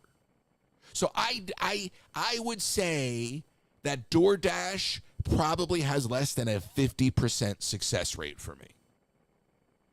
And I'm curious, do other people have these experiences? Because, one of the things Kenzie, and forgive me, and then I'll let you speak. I apologize. I'm just on a rant. But one of the things that Kenzie and I talked about on the podcast a few weeks back was the fact, and I think it was kind of on the heels of the Netflix fight, was how, like, the consumer has now been conditioned to accept mediocre services but still pay full price. Whether it's the airlines not functioning properly, being stuck on the tarmac for 2 hours, whatever it is. So I'm curious. I mean, is everybody out there having problems with DoorDash, but nobody's really communicating or getting anything done about it? And their whole business is predicated on, we incur the problems. It's the cost of doing business. And as long as the churn rate keeps, evolving, things are going to be okay. But we have a mediocre product and nobody really cares because, hey, we'll refund you and we'll just keep the illusion moving. You know what I mean? Yeah, I do. I use them like 2 or 3 times a week. They drive me nuts. Absolutely nuts. But I have no choice. I can't drive right now. So I have a lovely car sitting in my driveway. I would say I get pretty good service 2 out of the 3 times. So not far off. That's 66%. Right. Yeah. You like that math? Yeah. It's impressive, right? Yeah. Excellent. You want to know how I got there? So impressive. Wow. You see what I did is I started with 100. Anyway. Yeah. No, stop, Heather. It's like talking to another theater kid. So I just wonder. I wonder how you can actually like affect change on that. How there's DoorDash, there's Uber owns Uber Eats, they own Postmates, right? So like there's only so many of these companies left, but I just wonder like if that's the whole industry, if there's a way for somebody to do better and outperform. One of the early things I loved about Amazon was their return policy. If they messed up, they would take the hit because they didn't care. They wanted market cap. Amazon was all about growing. Amazon didn't care if they were losing money. That's the tech mentality. There's a phrase called pre-revenue. Right. If you watch Shark Tank, the phrase pre-revenue. It's a fancy way of saying we ain't made nothing, which is a double negative. Well, for me, it's a whole different story. I can't get out. I can't fix the orders. And they only give you credit. They only give you credit. No, they'll give you a refund. If you ordered your dinner and that's all you have to eat, they don't care. They'll give you a refund. What I've noticed is depending on how you actually file the complaint on the app yields different results. So I'll go so far down and then I'll back out. And I'll experiment with the way to do it and then find the best offer. Does that make sense? Oh, no, I always get a refund. That's no problem. Refund's no problem. But you just said they only give you a credit. Right. But where's okay, so listen, I'm disabled, right? I can't get my own food. So when they don't bring me the product that I've ordered and it's my dinner, right, I go without dinner unless I want to order again and have to pay the extra fee. No, see, this is what they should be doing, and they don't do it. And this is my real issue with this because this is what happened to me a couple weeks ago. It's like, so you're refunding me, whether you're giving me a credit or a refund, that's a different conversation. But I still did get my food. So now I got to reorder and pay fees again. So in other words, now you're costing me time, money, and I still haven't eaten. Right. That's my point. Old customer service would have been like, here's your refund. The food is on the way. But you know what? They probably are screwing up so much they can't afford to do that. There's not a lot of drivers over on my section in my area. So I think we have Grubhub, DoorDash, and Uber Eats, and that's it. See, yeah, Kelstar. And that's what. But this is what I'm talking about. We've gotten to this thing with this gig economy where now think about this. Your whole life, Heather. And I'm assuming, okay, we were taught as kids not to get in the car with strangers. Now you just get in the car with a stranger. Right. We're just assuming Uber did their homework. Oh, I'm ridiculous about it when I go to doctors. I take a picture of the screen that they give you with their license plate and everything, and then I send it to a friend or someone who knows me because I'm always nervous. Like, what? I don't know this person. Right. I'm getting in some stranger's car. Right. Yeah, I mean, it's just it's interesting to think how much we've, we arbitrarily worry about things like, oh, we worry about TikTok stealing our information. We worry about this, that, and the other. But we give up so much of ourselves willingly without even thinking about it. Those Amazon devices in our house are on all the time. You get in a car with a complete stranger. You try to sell something on Craigslist and then you invite some whack job into your house that wants $1 off the deal so he can walk away feeling like he somehow got one on you. I'm speaking from personal experience. Mm-hmm. No, one time I sold, I'm looking at one right now. You know those collapsible bounces for photography, and they also have backdrops and they twist. You know what I'm talking about? And then they fold up into like a round bag. Yeah, I know what you're talking about. Yeah. Even if you don't know what I'm talking about, the theater kid in you knows to play along. So thank you for pretending. So when you twist them, I'm just teasing you, Heather. Just let me go with it. So when you fold them up, you put them in the bag. They zip up there, and it's a backdrop, Heather. Yeah, I get it. I've seen them. I know what you're talking. I really do. I know you do. So I'm trying to do radio. So anyway, this is years ago. So these are like a couple $100. So I'm selling it for $50. $50. And what I used to do, and this is a horrible thing to admit, but I'm going to admit it anyway. I always give the whack, when I think it's a wacko, like, so pretty much anytime I would do Craigslist transactions, I'd give them my neighbor's address. You know what I mean? I'd be like, God forbid, at least you're going to the neighbor's house. You know what I mean? Like, God forbid something were to happen. Do it to the neighbor. Like, leave me alone. So, and then when you see they're not like a psycho clown killer, you call them over like, oh, wrong address over here. Much like the pizza delivery guy, once I see that they're lost and confused, that's why I was so comfortable the other night, right? Once I see that they're lost and confused, I just go outside and I'm like, oh, hey, I have fat thumbs. My bad. I'm not joking. I'm being completely serious.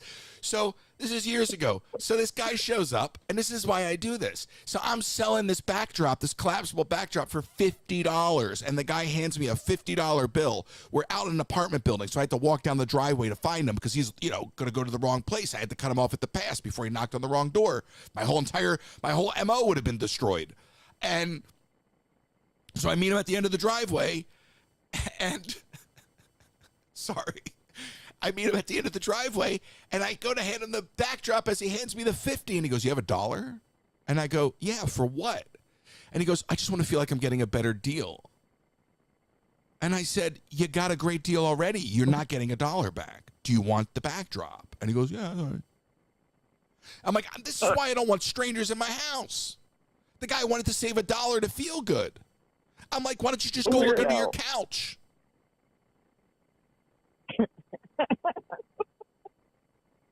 I can't believe you'd send people to the wrong address. Yeah, it's okay. That is so horrible. Whatever.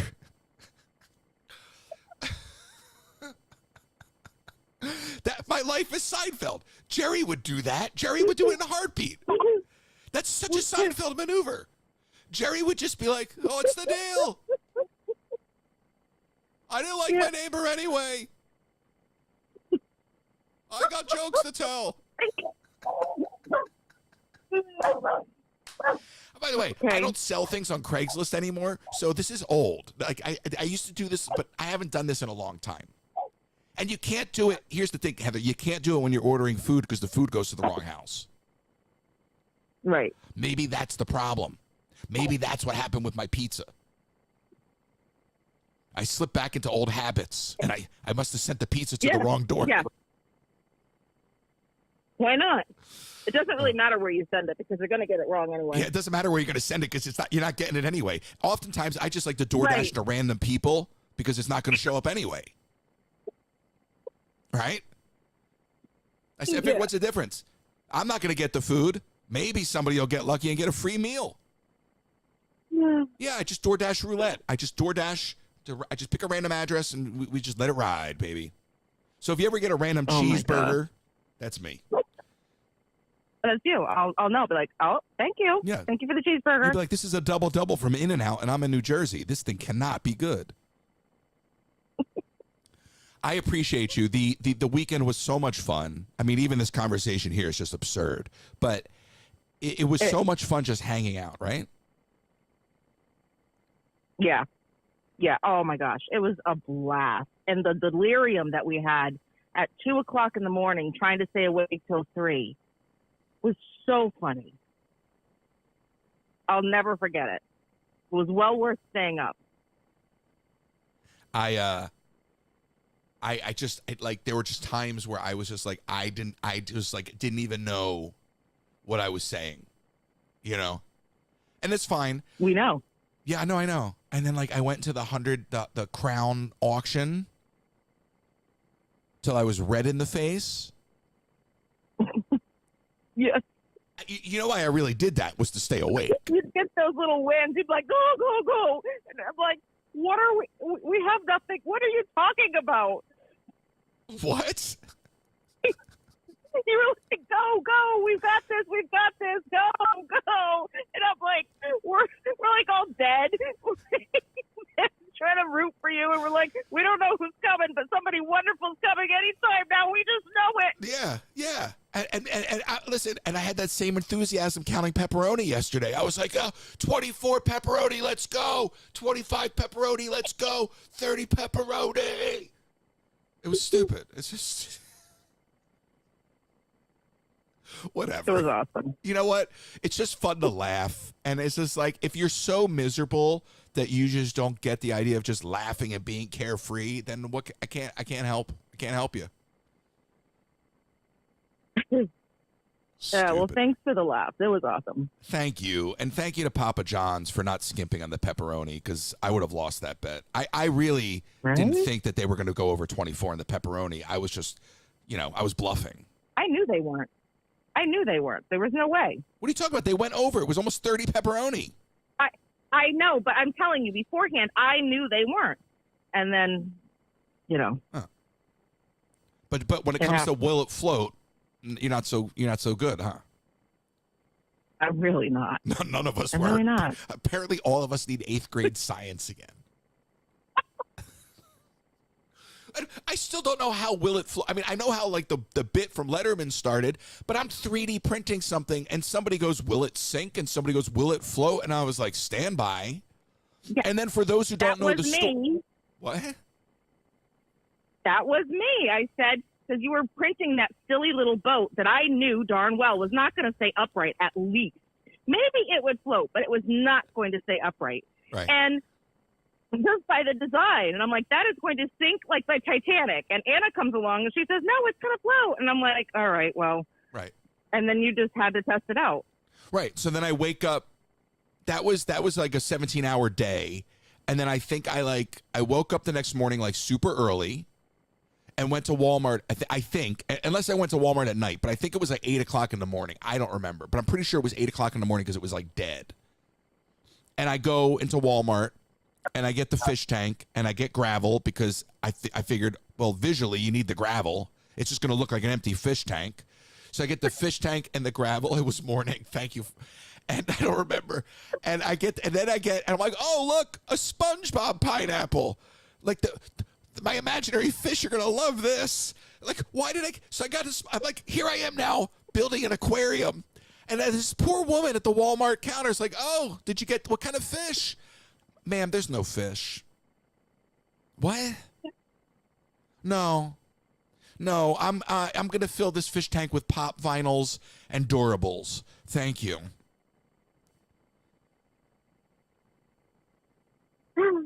Yeah, and I missed most of it. I came in towards the end, and I'm like, he doesn't really have a fish tank. What is happening? Oh, but did I? Oh, and then yesterday, okay, do you remember the Batman Adam West movie? Remember, it was Batman, and it was Burt Ward and Adam West, and then it was Lee Merriweather. Lee Merriweather was Catwoman, and Cesar Romero was the Joker. Burgess Meredith was Penguin.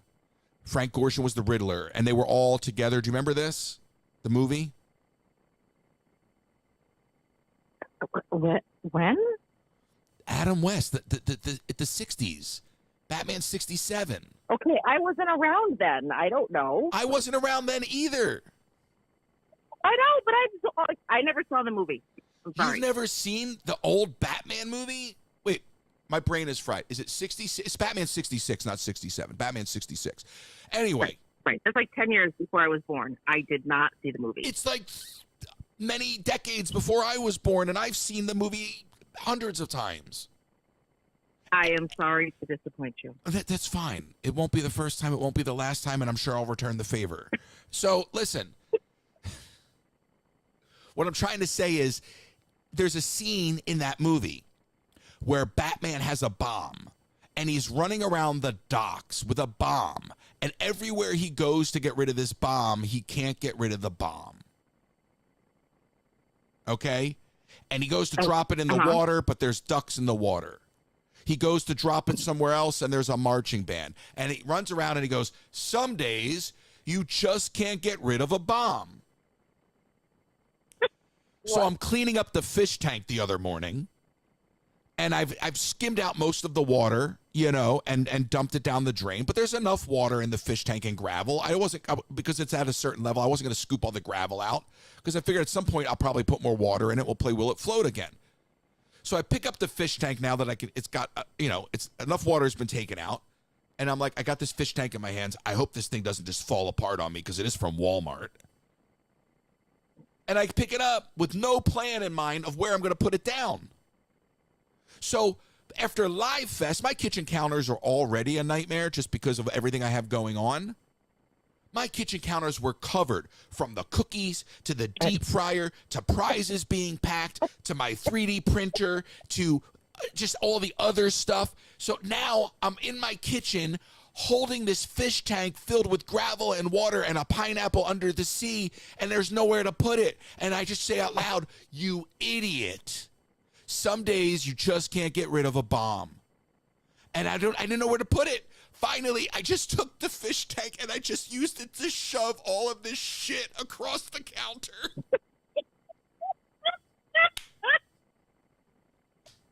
And I'm like, nobody's...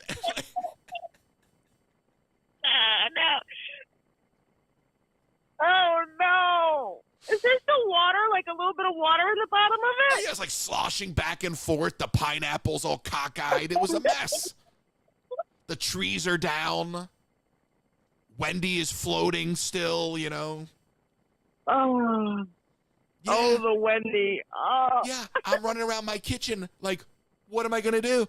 And I'm literally like, you're an idiot. Because, like, I used to deliver arcade games, and our rule was always walk it first. Because the one time that I delivered a 10-foot skee ball machine to somebody's house without knowing where it was going, and she's like, oh, it's going up the side of the house, over these rocks, over this gravel, over the lawn, to the backyard. I'm like, this is a 10-foot skee ball machine, ma'am. So you learn, walk it first. I thought I had learned. With arcade games, yes. With fish tanks, no. So I'm literally walking around the island counter in my kitchen with this fish tank the other morning. Like, what am I going to do right now? What happens if this fish tank falls apart because it's just glass and glue or silicone? You know, I was like, you're such an idiot. And I'm like, and here I am like yelling at myself out loud. The only person listening is Amazon. Right, so now the NSA has this whole, this is worse than Nick catching me yelling at myself in my sleep. Now Amazon's got a recording somewhere of me yelling at myself with a fish tank running around the kitchen.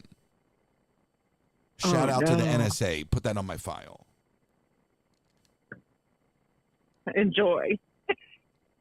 Embarrassing. All right, Heather, I gotta do the sponsors really quick, okay?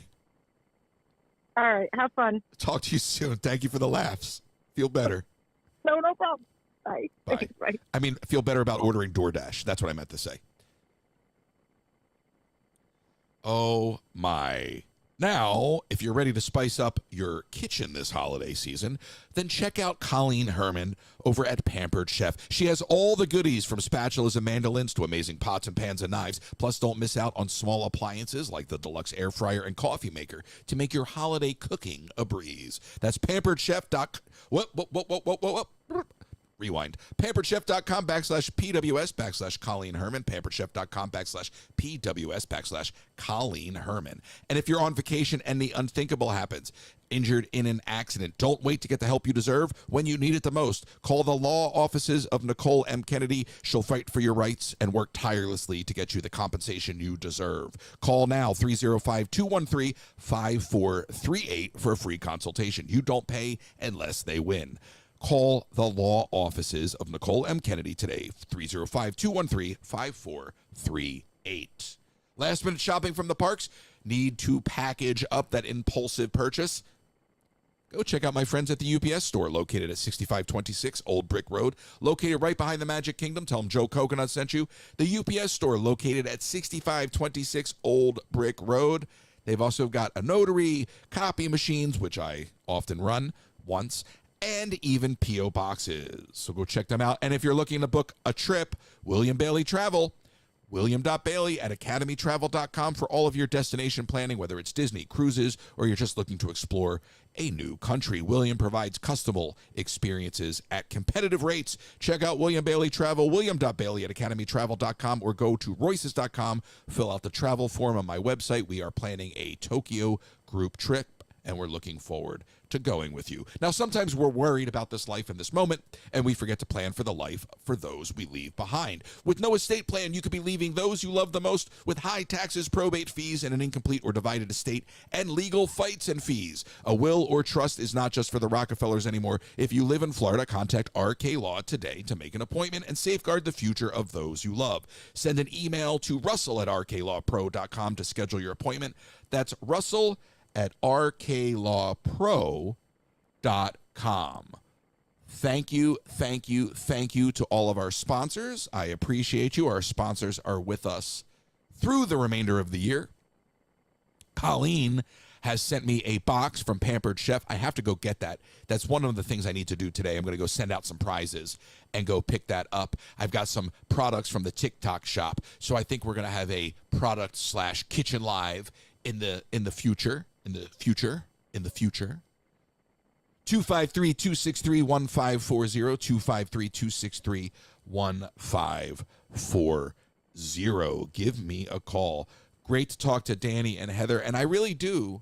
I agree. I mean, look, we've all found our way here from a different place, through different experiences. The channel has been here for almost 4 years. Some folks have been here for all of it. Some folks just showed up the other day. But it is so much fun hanging out with the kind of people that just want to hang out and have fun, and just checking all the nonsense at the door and just having an experience. And I'm learning each and every day with you that is the true value of the time we spend together. And I love it.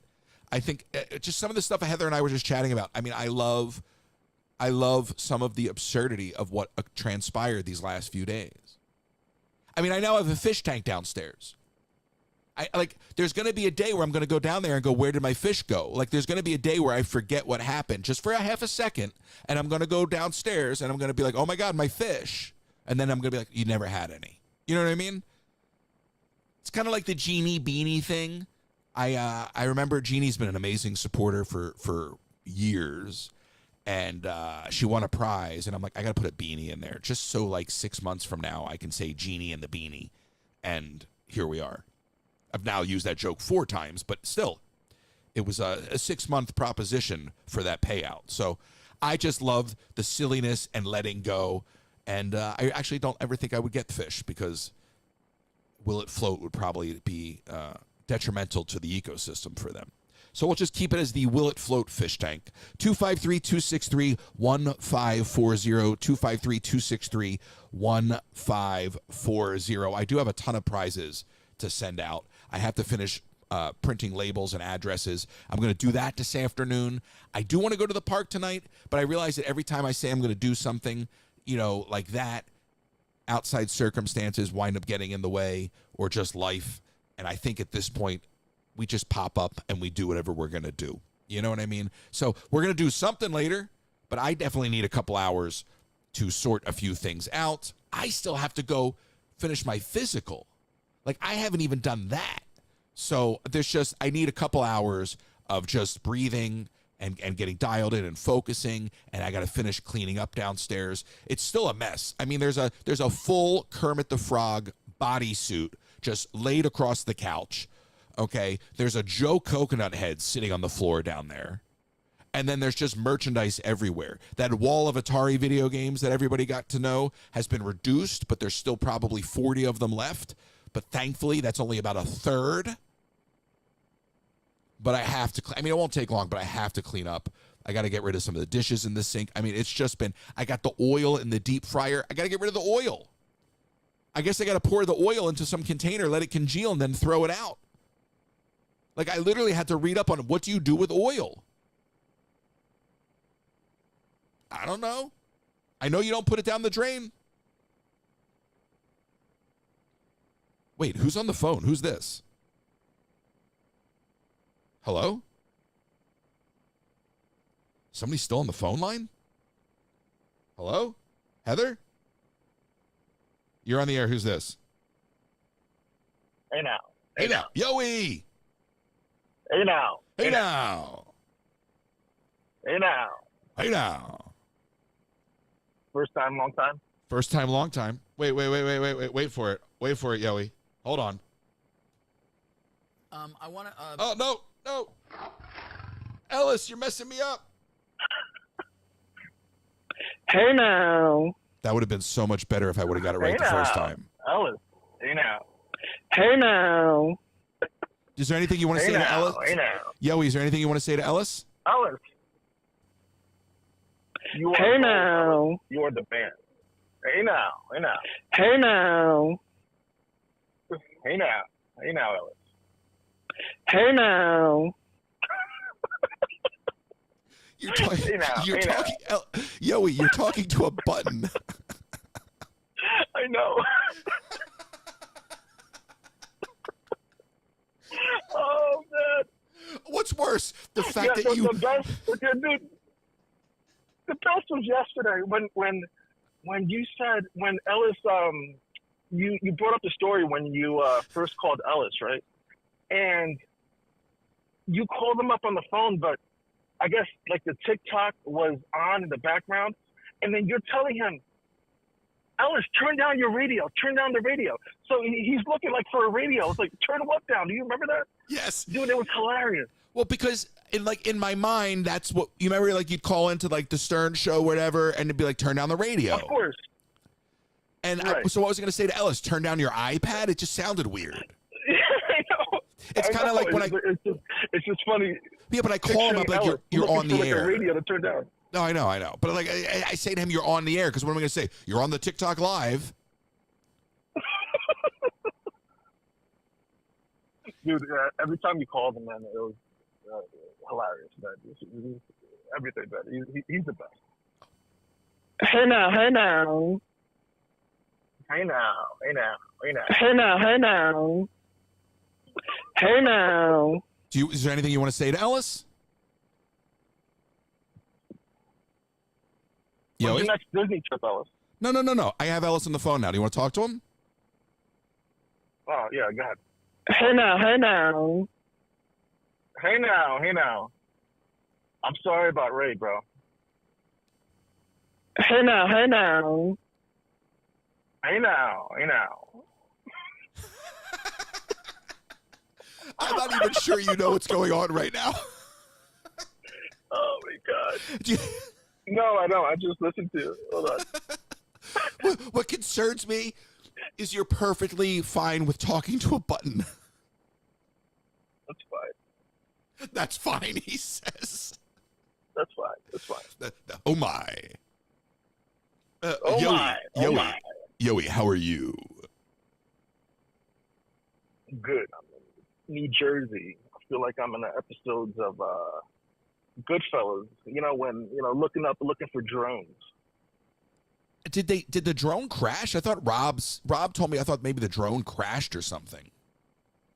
Yeah, so I hit up Rob over the weekend, and so if you look up Hillsborough, New Jersey, that's where the first reports were when there was like a downed drone. and Rob is a firefighter in Hillsborough. So I hit him up. I was like, yo, dude, what's going on? And he told me, like, dude, he had his guys out there for like, 18 hours looking for the thing. Somebody called up saying that they saw a drone down, whatever. So, dude, it was freezing. It was freezing on I think it was Saturday. Rob said 18 hours. Guys out there looking for a drone. That's crazy. In the freezing cold. So they didn't find anything. But is it spy? I mean, is it another country spying? What is it? And why am I asking you? I don't know. It's, of all the people to ask for clarity, Yoey is not the person. No, man. Listen, I could go down so many different rabbit holes on this, man. Yeah, it's just it's a crisis. It's Let's call There's Yoey. no way the governors know about this. Listen, that's who we need to. In a time of crisis, we turn to Yoey. Do we think that it's our government though? Is there any indication that our government's just withholding information and this actually something? Because I heard a comment, I think it was from a senator from your state. I don't remember who it was actually. Somebody in DC saying they told us what it isn't. So now it's time to tell us what it is, meaning that they know. Right. Of course they know. And I mean, if it was China or North Korea, they would have shot these things down by now. And I don't know. I don't know what it is. There's so many different reports now. You see, so this is the problem.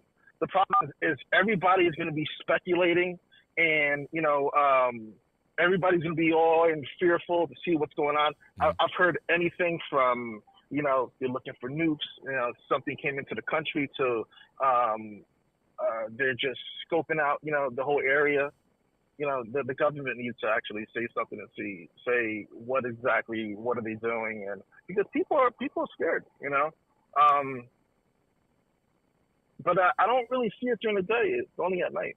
I think there's a missed opportunity. You should have told everybody that your son was on the drone. Remember Balloon Boy? And you could have had everybody looking for Drone Boy, and we would have solved this problem by now. But do you remember Balloon Boy? I mean, people were more concerned about Balloon Boy than they are about these random drones. I don't know if that's because drones are commonplace now. But we watched Balloon Boy for days.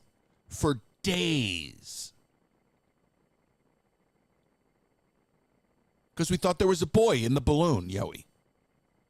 Mm-hmm. Nah. It's like talking to Alice. And the thing is, remember that whole you bring up the balloon. And yeah, I did. That like that whole balloon that we shot down in like North Carolina or something that from I think from Russia. So if they could shoot that down, and they knew that was like a foreign entity. But we'll I don't know, these drones up. We'll see. I mean, I just find it interesting how nobody seems to not that nobody seems to care, because obviously the people care, but it doesn't seem to be a story, if that makes sense. It seems to be a mystery, but there's no there's no phenom to it. Usually when something like this occurs in our history, there's a phenom, and I wonder if that's just because the media, not to be cliche about it, but because everybody who knows. We'll find out soon. It's gonna be, we'll see. Exactly. I'm surprised some rando hasn't just shot it down. Remember the guy that shot down the Walmart drone? Yeah. So over the weekend, Trump, he actually said something. He said insinuating on his Truth Social. So if you don't know what it is, just shoot it down. He said that. Wow. Wow. What a concept. Which is pretty scary. Mm-hmm. You had me at Trump said something. That alone, that statement right there. Do you want to plug your Truth Social handle for everybody? No, I don't have one. No. Yes, you do. All right, listen. Did you actually call in to say anything, or did you just call? No, they do that Vinny call.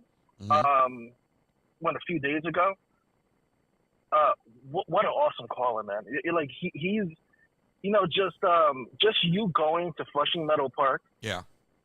I was just asking all these questions, and I asked my father. My father came here in 1965, just after the World's Fair, but even from Puerto Rico. But I just found out that my uncle who passed away, when he first came, because my family came, my father's out of 12, and people came to the United States back then, just like years, like 2 or 3 years intervals.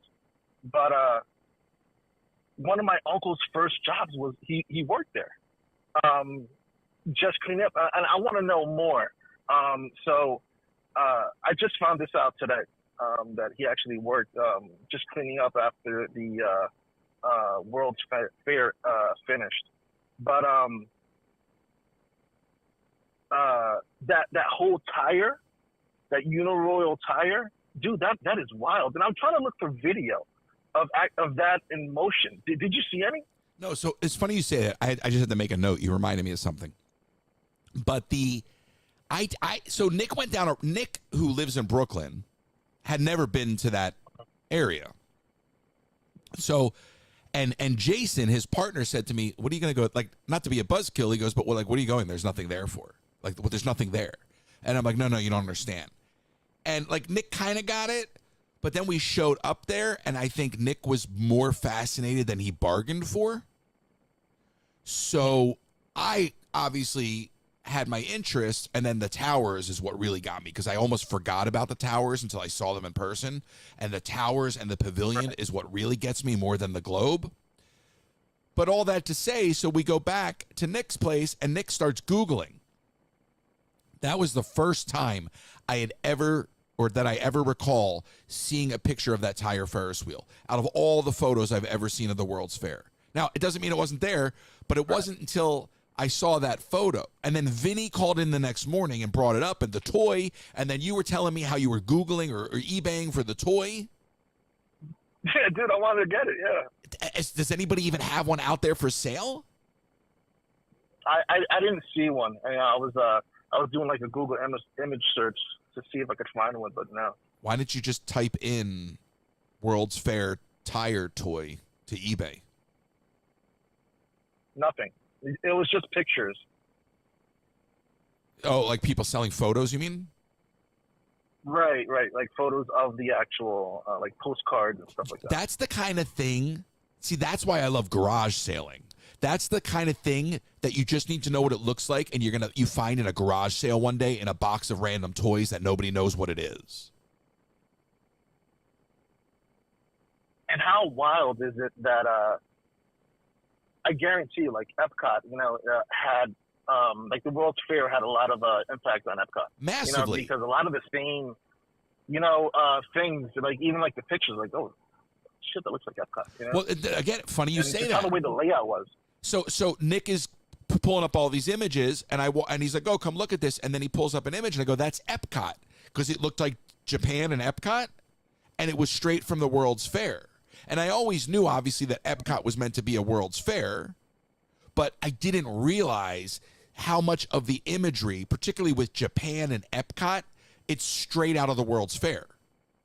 Like, it gives me chills even saying that right now. If you know what photo I'm talking about, you'll look at it and you go, oh my God, that's Japan. That's Epcot. That's Japan and Epcot. But it is literally the same design, but it's from the 64-65 World's Fair. And it's crazy that they just tore that down.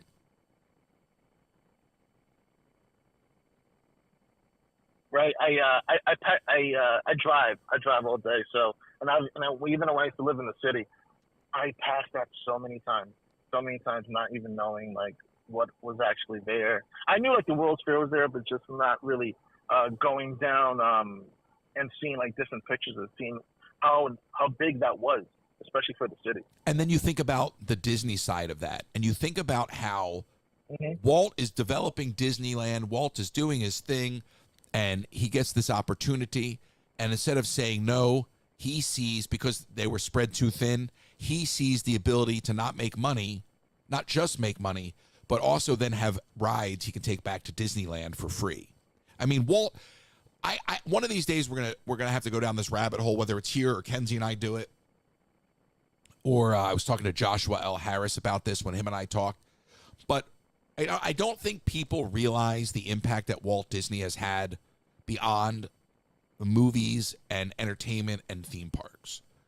Walt Disney contributed to transportation. He contributed to the way we conduct business. He contributed to the way that we operate as a society.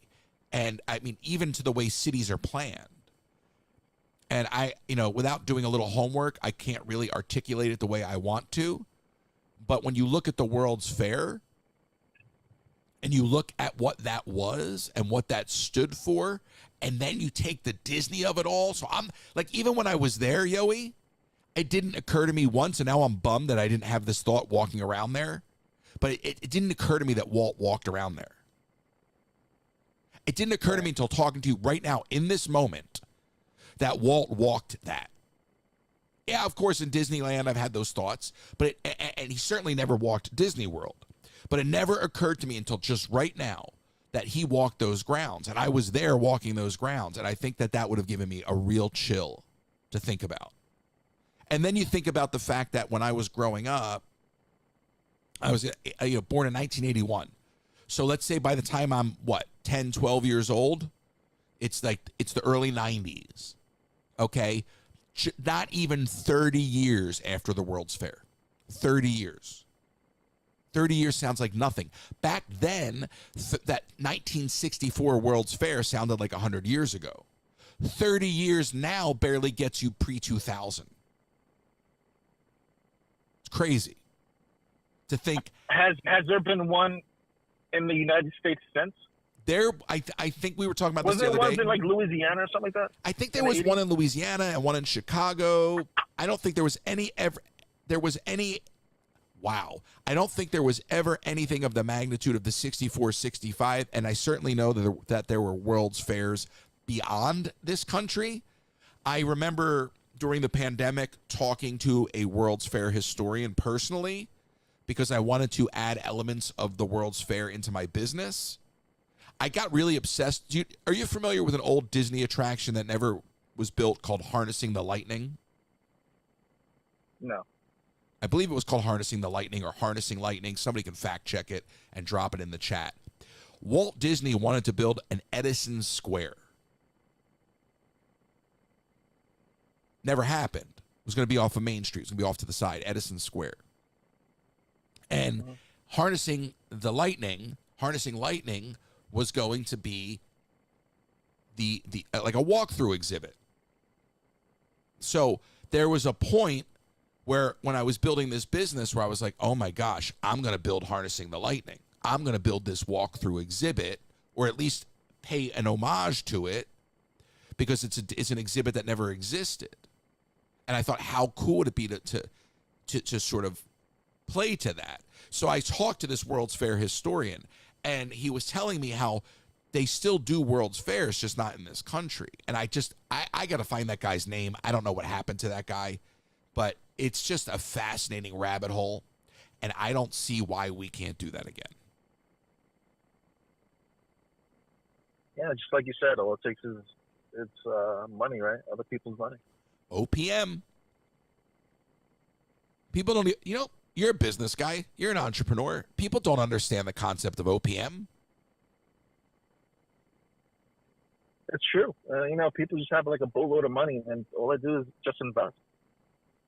But we have to do something with it. It can't just sit there. Mm-hmm. So OPM, other people's money. I think. And going back on that. Yeah. Go ahead. No, please. No, I was just gonna switch. Did you release that audio that Nick gave you of you screaming in the middle of the night? No. Bro, come on. I could probably pull it up. Listen, if you don't do it, I'm gonna call Nick. I'm gonna get that audio. Oh, you're blackmailing me now? Let me see if I can find it. So the story goes. Dude, that's hilarious. I'm sleeping on Nick's couch, and in the middle of the night, I may have to hang up with you to play this through the Bluetooth. No, it's all good. But so I'm sleeping on the couch, and it's like 3:30 in the morning, and I had a dream, and I started screaming in the dream, and I woke up the next morning, and I did the radio show, and after the radio show, I get off the air, and Nick is there, and I go, "Hey, was I screaming in my sleep?" And he goes, "Wait, was that what that noise was?" And I was like, "Oh, I'm sorry. I had a weird dream, and I didn't know that I was screaming out loud." Normally, that's where it would have ended. Nick goes, "Oh, don't worry. I record my snoring." Why? I have no clue. Lord knows what Nick is doing with his snoring recordings. I mean, like, what is he doing? Has he got some sort of third-party website where he's selling snoring recordings? Like, what kind of whack job thing is that to do? Right? So he's like, "Oh, let me go to my snore recording app and see if I can see a peek in the wave files and ice." And I'm like, "What?" I'm like, "Where am I staying? Like, you should have given me disclosures on all of this. I didn't know I was being recorded the whole time." That's hilarious, man. I don't know if this will, I can can't wait to hear try. that. I don't know if this will play right now. I think I have to hang up with you to play it. But so basically, All good, all good. yeah, I mean, well, I don't really want to play it. I don't know if it's going to play. I mean, I have to try. I can try. If not, I'll prepare it for tomorrow. But yeah, I'm like, geez, thanks, Nick. Nick to the rescue. Thank you for that. Yeah, 64-65 World's right, Fair, man. man. I mean, I'm telling you, I keep thinking about that Vinny call. Vinny's a long-time viewer. Yeah. Vinny's been watching this stream for as long as I can remember. Doesn't chat a lot. Will come in and say, "What's up?" Will throw his support in there whenever, So he's there. He's there, but he's not an active member of the chat in that respect. He'll say, "What's up?" So to be able to speak to him and hear that story and have it be an extension of a live, it was a short live. It was only like 30 minutes. It was better than nothing. But I love the way that, like, it's like episodes. So I like the way that live stream now breeds a conversation on the radio, which then is podcasted out. And I just like where we're going with all this. I think that we're hitting a stride. I think we're doing something really, really cool. On the top of the show, you mentioned the early days of the Discord, and it's great to see how far you come, and it's good to see like the OG people, just like you mentioned earlier, like Danny, that's been watching. It's just good to see, I love that, and I messaged Danny. I go, I'm so glad you're here. Like, who knew you were even still here? Because you don't like, just like, I'm always here. Because when you look at the chat and then you look at the number in the top, there's always a much larger amount of people watching quietly. And from the content creator perspective, you only can see the top 100 people. So if somebody's just kind of lurking, you don't know they're there unless they speak up. So it's great when you see the OGs. Right. Like, it just reminds you how far you've come. Right. And like, that was fun yesterday. She's like, "Oh, I've been trying to print something forever." I'm like, "Send me the file right now. We're just hanging out." So That's awesome that they sent you that. And that's pretty badass. I've never seen anything like that. I don't know what a 3D printer was until you, I've been to your house. You showed me the ones upstairs, but I've never seen one actual in motion, All right. So where the printers are upstairs? On that table. So what happened is I was printing one day, and the filament, I actually put it through the door jamb because there was no spool. It was just a bunch of loose filament. So I was like, "Oh, I'll stretch it out, and like it won't get tangled that way." But the filament usually breaks at some point if it gets pulled too hard. It didn't break. It pulled the whole printer off the table. I came upstairs, and the printer was upside down, smashed on the floor. Damn, crazy. So I reached out to them. Yada, yada, yada. I got a brand new free $500 printer.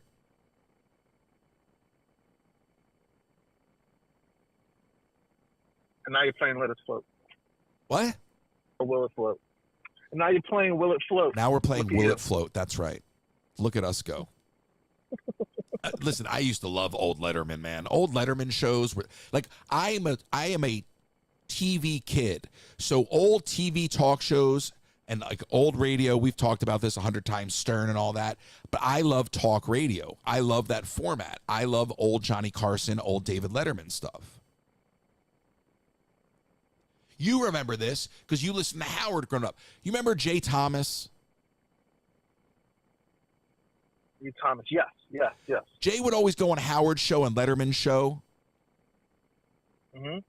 Do you remember Jay Thomas would tell the Lone Ranger story? Not coming to me, but I remember him definitely going to the show. All right, do me a favor. I'll tell you what we'll do. Shoot me a text later, and I will prep for tomorrow's radio show to play the Lone Ranger story because I love it, and I'll play tomorrow the clip of me screaming in my sleep. That way I can do it properly. Just remind me, because it'll take me 10 minutes off the air to pull those right. But the reason I bring up that story is I was talking about it last night. We were just hanging out. There was a time when everybody used to watch these shows, and this brings me right back to the World's Fair and the conversation that we've been having this whole day today. People used to gather around. When Carson was, the reason Johnny Carson lasted as long as he lasted is because he was the show. There was nobody else to watch. It wasn't until Leno and Letterman came up and did their thing that there was an alternative to Johnny Carson. So everybody would watch Johnny Carson. So then everybody talked the next morning about what happened on Johnny's show. And people felt connected. And it's funny to me how with broadcast television, which is a one-way medium, meaning you can't interact with it, people felt more connected than they do in the age of social media and comments and likes and engagement, you know?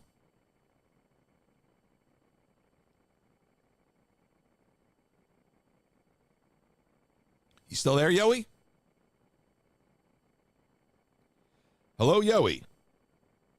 Hello. What'd you do? Did you take a break? Can you hear me? Hello. No. For some reason, the phone was on mute. It was for some reason. You probably hit it with your cheek. Probably. No. I got my Bluetooth on. But you know what I'm saying? Like, Oh, but you're absolutely right. too much technology has made us divided, oddly. Yeah. It's not like the old days. You know, you only had that few options. You know, of entertainment. Now it's like a whole plethora, man. Right. So you can go find that little corner you want to be comfortable in and just stay there and then never be exposed to anything different, never be enlightened, never be informed or educated beyond what you already know. It's almost like now with all this information, you have to go searching for something if you really want to be informed and educated. You actually have to, despite it being everywhere, you actually have to go find it because there's so much of it. Right. Look, YouTube is an amazing resource. YouTube University all day long. Do you know what YouTube University is? Dude, you can find anything. You know, if you don't know what to do, just go on YouTube. They have everything. Right. Anything. Show you how to do it. How to change a sensor in your car. How to fix a washing machine. Mm-hmm. How to reset your internet. Anything. My entire arcade business was YouTube. There's no reason why. Yeah. There's no reason why you can't do anything as far as, you know, trying to fix something around the house or. My whole arcade business that got me to this started with YouTube University. I had one game. I didn't know how to fix it. I went to YouTube. Once it taught me what I needed to know, I just kept going. I'd buy more things. How does this work? I'll go to YouTube, download the manual. And then before you knew it, I had a garage filled with stuff. I'll let you go. I'm going to tell this story. I'll let you get back to work. But you got it, man. Hey, yeah, I appreciate you. I'll talk to you. I appreciate you. Later, man. Later. So I go to YouTube University to figure out how to fix the first arcade game. And then I get this game where you put the coin and it rolls down. Just a short little game, a rockabola. And the coin knocks down the bowling pins kind of thing. And I had to figure out how it worked. And so I just kept going to YouTube University. And then eventually I went to this shop and I said to this guy, I needed this part, that part, and the other. And he said, what are you doing? And I go, I'm repairing this, that, and the other. And he goes, oh, do you know how to fix these games? And I said, well, not really. Not really. And he said, well, I'll tell you what. If you know how to fix this, that, and the other, I'll send you some games to your garage. And I said, oh, okay, cool. His employees pulled me aside and said, don't let this guy send games to your garage. He's just going to use them for storage. Don't let this guy send games to your garage. He's going to take advantage of you. I said, what is the downside to having games in my garage? So I cut a deal with this guy. I said, all right, you want to drop off? He had no room. He was so overfilled with storage. He couldn't even get a new place. He was so backed up on paying rent that his landlord, his real estate agent, wouldn't even show him another commercial space because he owed so much money in back rent. This is like an episode. This is like something right out of like The Prophet with Marcus Lemonis. This guy can't fulfill his work orders. And his business is just flapping in the wind. And they've been around for decades and just stretched thin. So he wants to send games to me because he wants to make space. Figures I'm not going to fix them quick enough because I told him I only know what I know. So he sends me a dozen arcade games on a Friday. One of them had a couple $100 in quarters in it. I popped off the lock and it was filled with couple $100 in quarters. Then I wound up fixing almost every single arcade game he sent me. And I had cut a deal with the guy. And I'm kind of telling the story a little backwards. But I had cut a deal with the guy because I had just finished making a movie. I had just finished making a movie that had stretched me thin because unlike OPM, I had worked with others to finance it ourselves. And we had just moved, and I didn't have work, and I was out of money. So I made a deal. For every game I fix, without the monitor repairs, because I don't do monitor repairs because I'm new at this, I get $125. Drops the games off on a Friday. By Monday morning, he owed me over $1,000. So Friday, I'm broke. Monday, I'm owed $1,000. So that little bit of knowledge from YouTube University allowed me to fix almost every one of those arcade games he dropped off within less than a weekend. And now he wants some of the games back because, oh, you got it working. I need that game to fulfill an order. But he didn't have the manpower or the space or the time to figure out what he was sitting on. So now I'm making money and I realize I have an opportunity. He sends me more games. He takes some games back, and I'm learning and growing and learning and growing, and I'm using YouTube to teach myself. And now I know how to fix monitors, and now the guy is like, you should come work for me. And I'm like, I don't really want to come work for you. I'll come help you, but I want to work for myself. But I go over there, and I start working there. But I'm like, I want to do my own thing. And it was always understood I want to do my own thing. And he can't get more space. I said, why don't I help you? I just made a movie. I know a guy that's got warehouse space. So I reach out to this guy named Paul, and I say, hey, Paul, I need some warehouse space. And I'm thinking of the area where we shot this movie. And Paul goes, well, listen, that space isn't available, but I'm backed up on rent at this other warehouse. And I'm about to get kicked out because I was going to sublease it to this guy, and he backed out, and now I'm all over the place. I said, I got you. So I got two guys, two grown men. I'm in my 30s at the time. I have these two grown men who are successful in their own right in business, but completely overextended, and neither one can pay their rent. Here's what I did. I go to the guy who needed the space, and I say, I found you a warehouse. Oh my gosh, you're amazing. You're a real doer. Here's the deal. He needs a check for this much money, and you're in. I can get you the guys to load up the truck and do the labor for you because I have people that help me with production. So now I'll get my friends paid. I'll get your problem solved, and I'll go solve this other guy's problem. No problem. He writes me the check.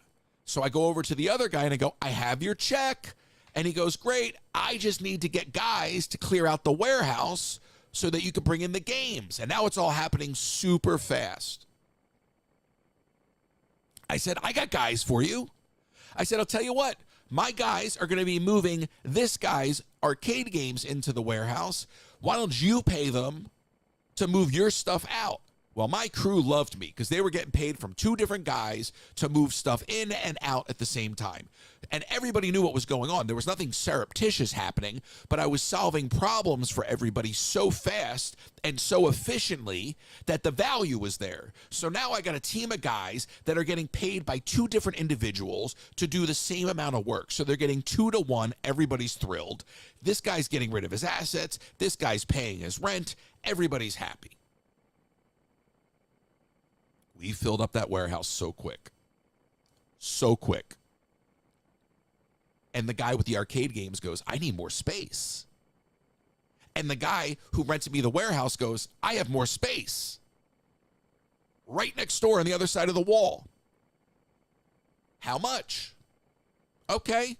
I go tell the other guy. Now, mind you, the guy who's got all the arcade games that needs my help has never seen the place, doesn't have access to the place. He just trusted me because I was getting it done so fast for him. And I did not break his trust.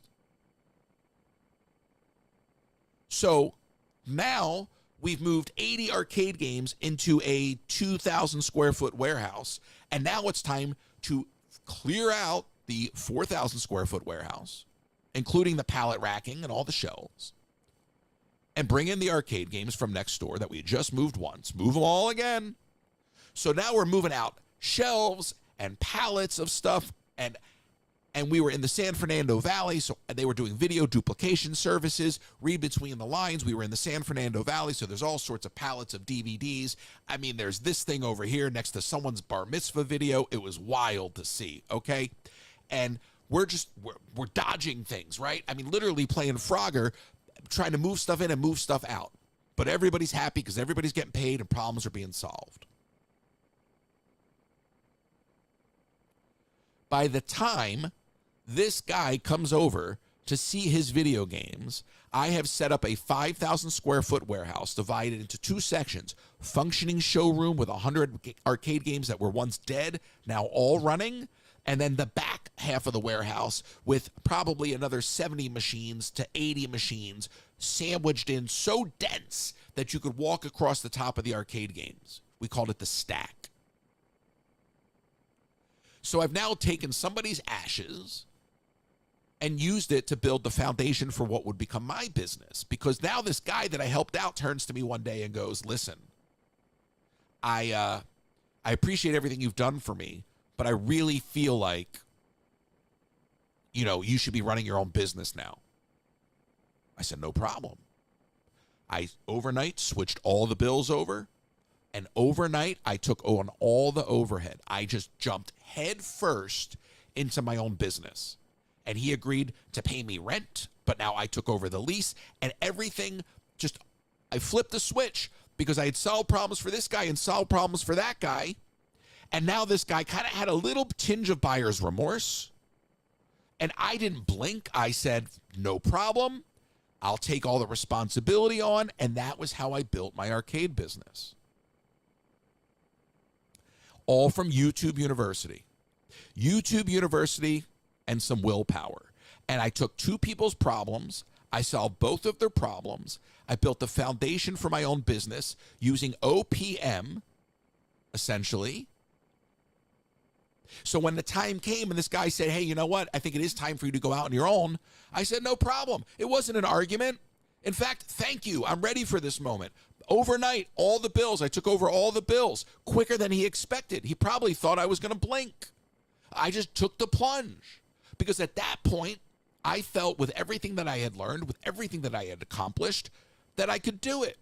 But I used the opportunity to minimize the risk. If I would have attempted to go out and get a warehouse and build a business from scratch and find the assets, I would have been in the hole and never been successful.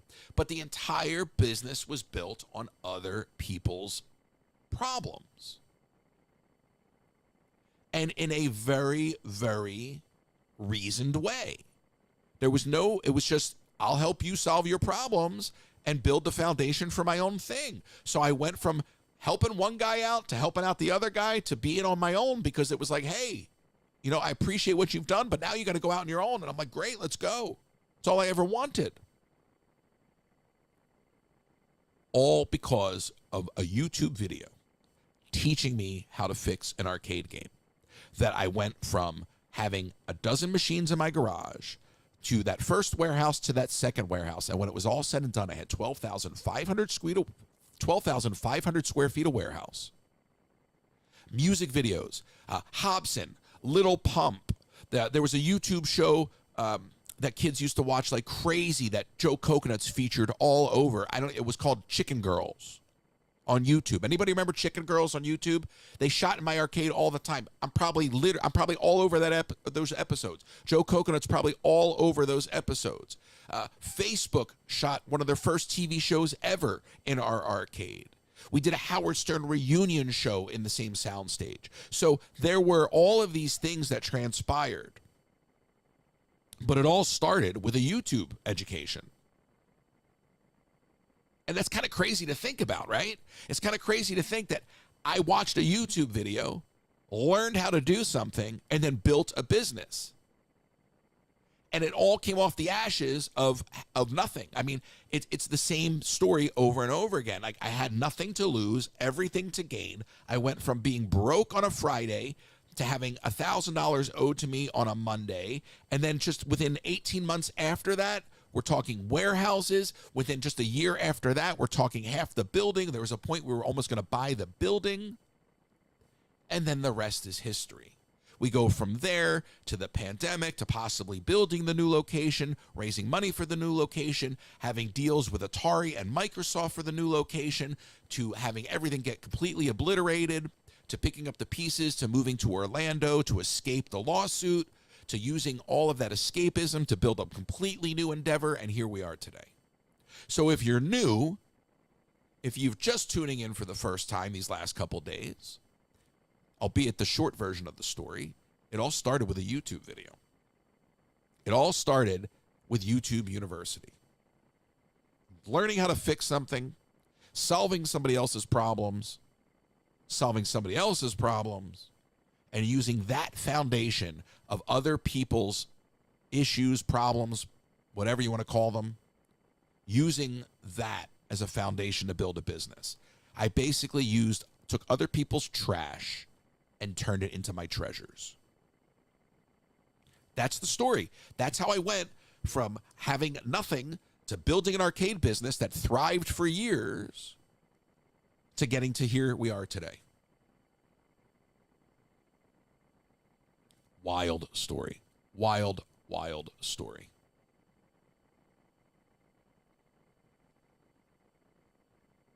I'll never forget that, though. Those guys loved it. They were getting paid on both sides. If I could only tell you the names of some of those DVDs. 253-263-1540. 253-263-1540. But it's kind of a crazy story when you kind of spell it out like that. YouTube University. All right, let's do another round of ads. We'll take a couple more calls. We'll get out of here. Are you ready to spice up your holiday Wait, what?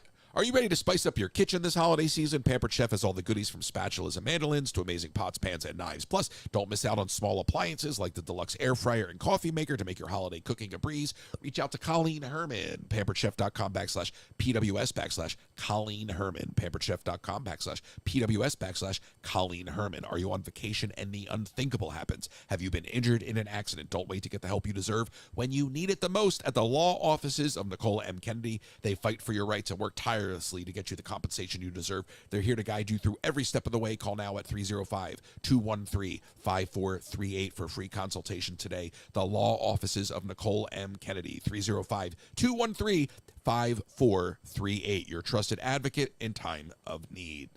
In times of need. Ooh, struggling today. Last minute shipping from the parks. Did you buy that impulsive lightsaber purchase at the last minute and now you can't schlep it on the airplane because your wife won't let you? I don't blame her either. But my friends at the UPS store will help you out. Visit the UPS store located at 6526 Old Brick Road, located behind the Magic Kingdom. Tell them Joe Coconut sent you. And if you're local, they got P.O. boxes and a notary as well. The UPS store located at 6526 Old Brick Road.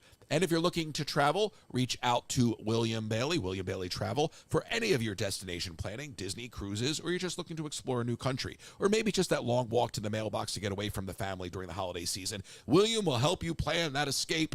William.bailey, William.bailey at academytravel.com. Reach out to William.bailey for customizable rates, or competitive rates, and a customizable experience. Excuse me so much for improvising on the fly. And sometimes we're so worried about this life in this moment, we forget to plan for the life for those we leave behind. With no estate plan, you could be leaving those you love the most with high taxes, probate fees, and an incomplete or divided estate with legal fights and fees. A will or trust is not just for the Rockefellers anymore. If you live in Florida, contact RK Law today. And if you don't live in Florida, please don't come. There's plenty of us here already. If you live in Florida, contact RK Law today. I'm just kidding. Florida's fantastic. To make an appointment and safeguard the future of those you love, send an email to Russell at rklawpro.com.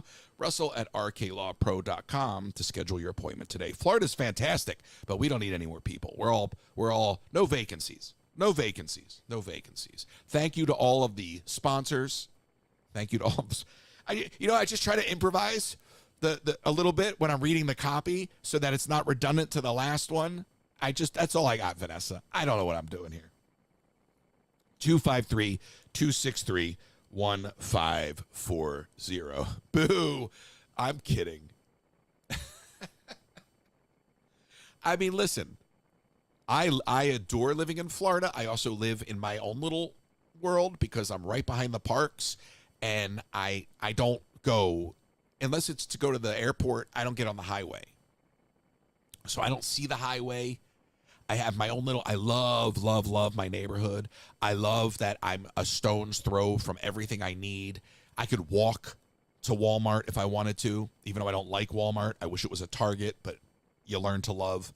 And I'm a 10-minute drive from the Polynesian, and I absolutely love living in Florida. So for all the joking, Florida is amazing. Amazing, amazing, amazing. I love Florida.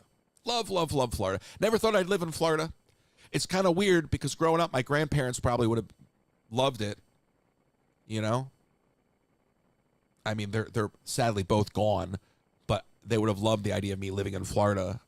And it's sad to think that I didn't get to see them more before they passed. And now that I'm here and they're not, it's a little bittersweet. But at the same time, I think they think it's cool that I'm here. So I love Florida. Florida's been good to me. I can't complain. All right, we're going to wrap it up here. I'm tired. It's been a long time. I'm going to hang out with you on TikTok for a minute. And chat, but we're going to wrap up the show. Some great calls today. Yoey, thank you. Heather, thank you. Danny, thank you. I can't believe the level of service that Uber is providing in Miami. I mean, who knew? White glove, door-to-door Uber service in Miami. And if you're suffering from a medical emergency, no bedside manner needed. They'll apparently ask you if you need to cancel your trip right there as you're suffering. So shout out to Uber for vetting their 1099ers. I can't believe that. Well, ma'am, would you like me to cancel your trip? What do you think, buddy? She didn't even have a trip. She just told you she didn't even book an Uber. And now you're like, do you want me to cancel the trip? What does she care?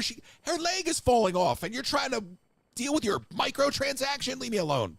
All right, I'll see y'all later. Good night, everybody. Good night. It's the morning. Oh, my God. I am out of it. Goodbye.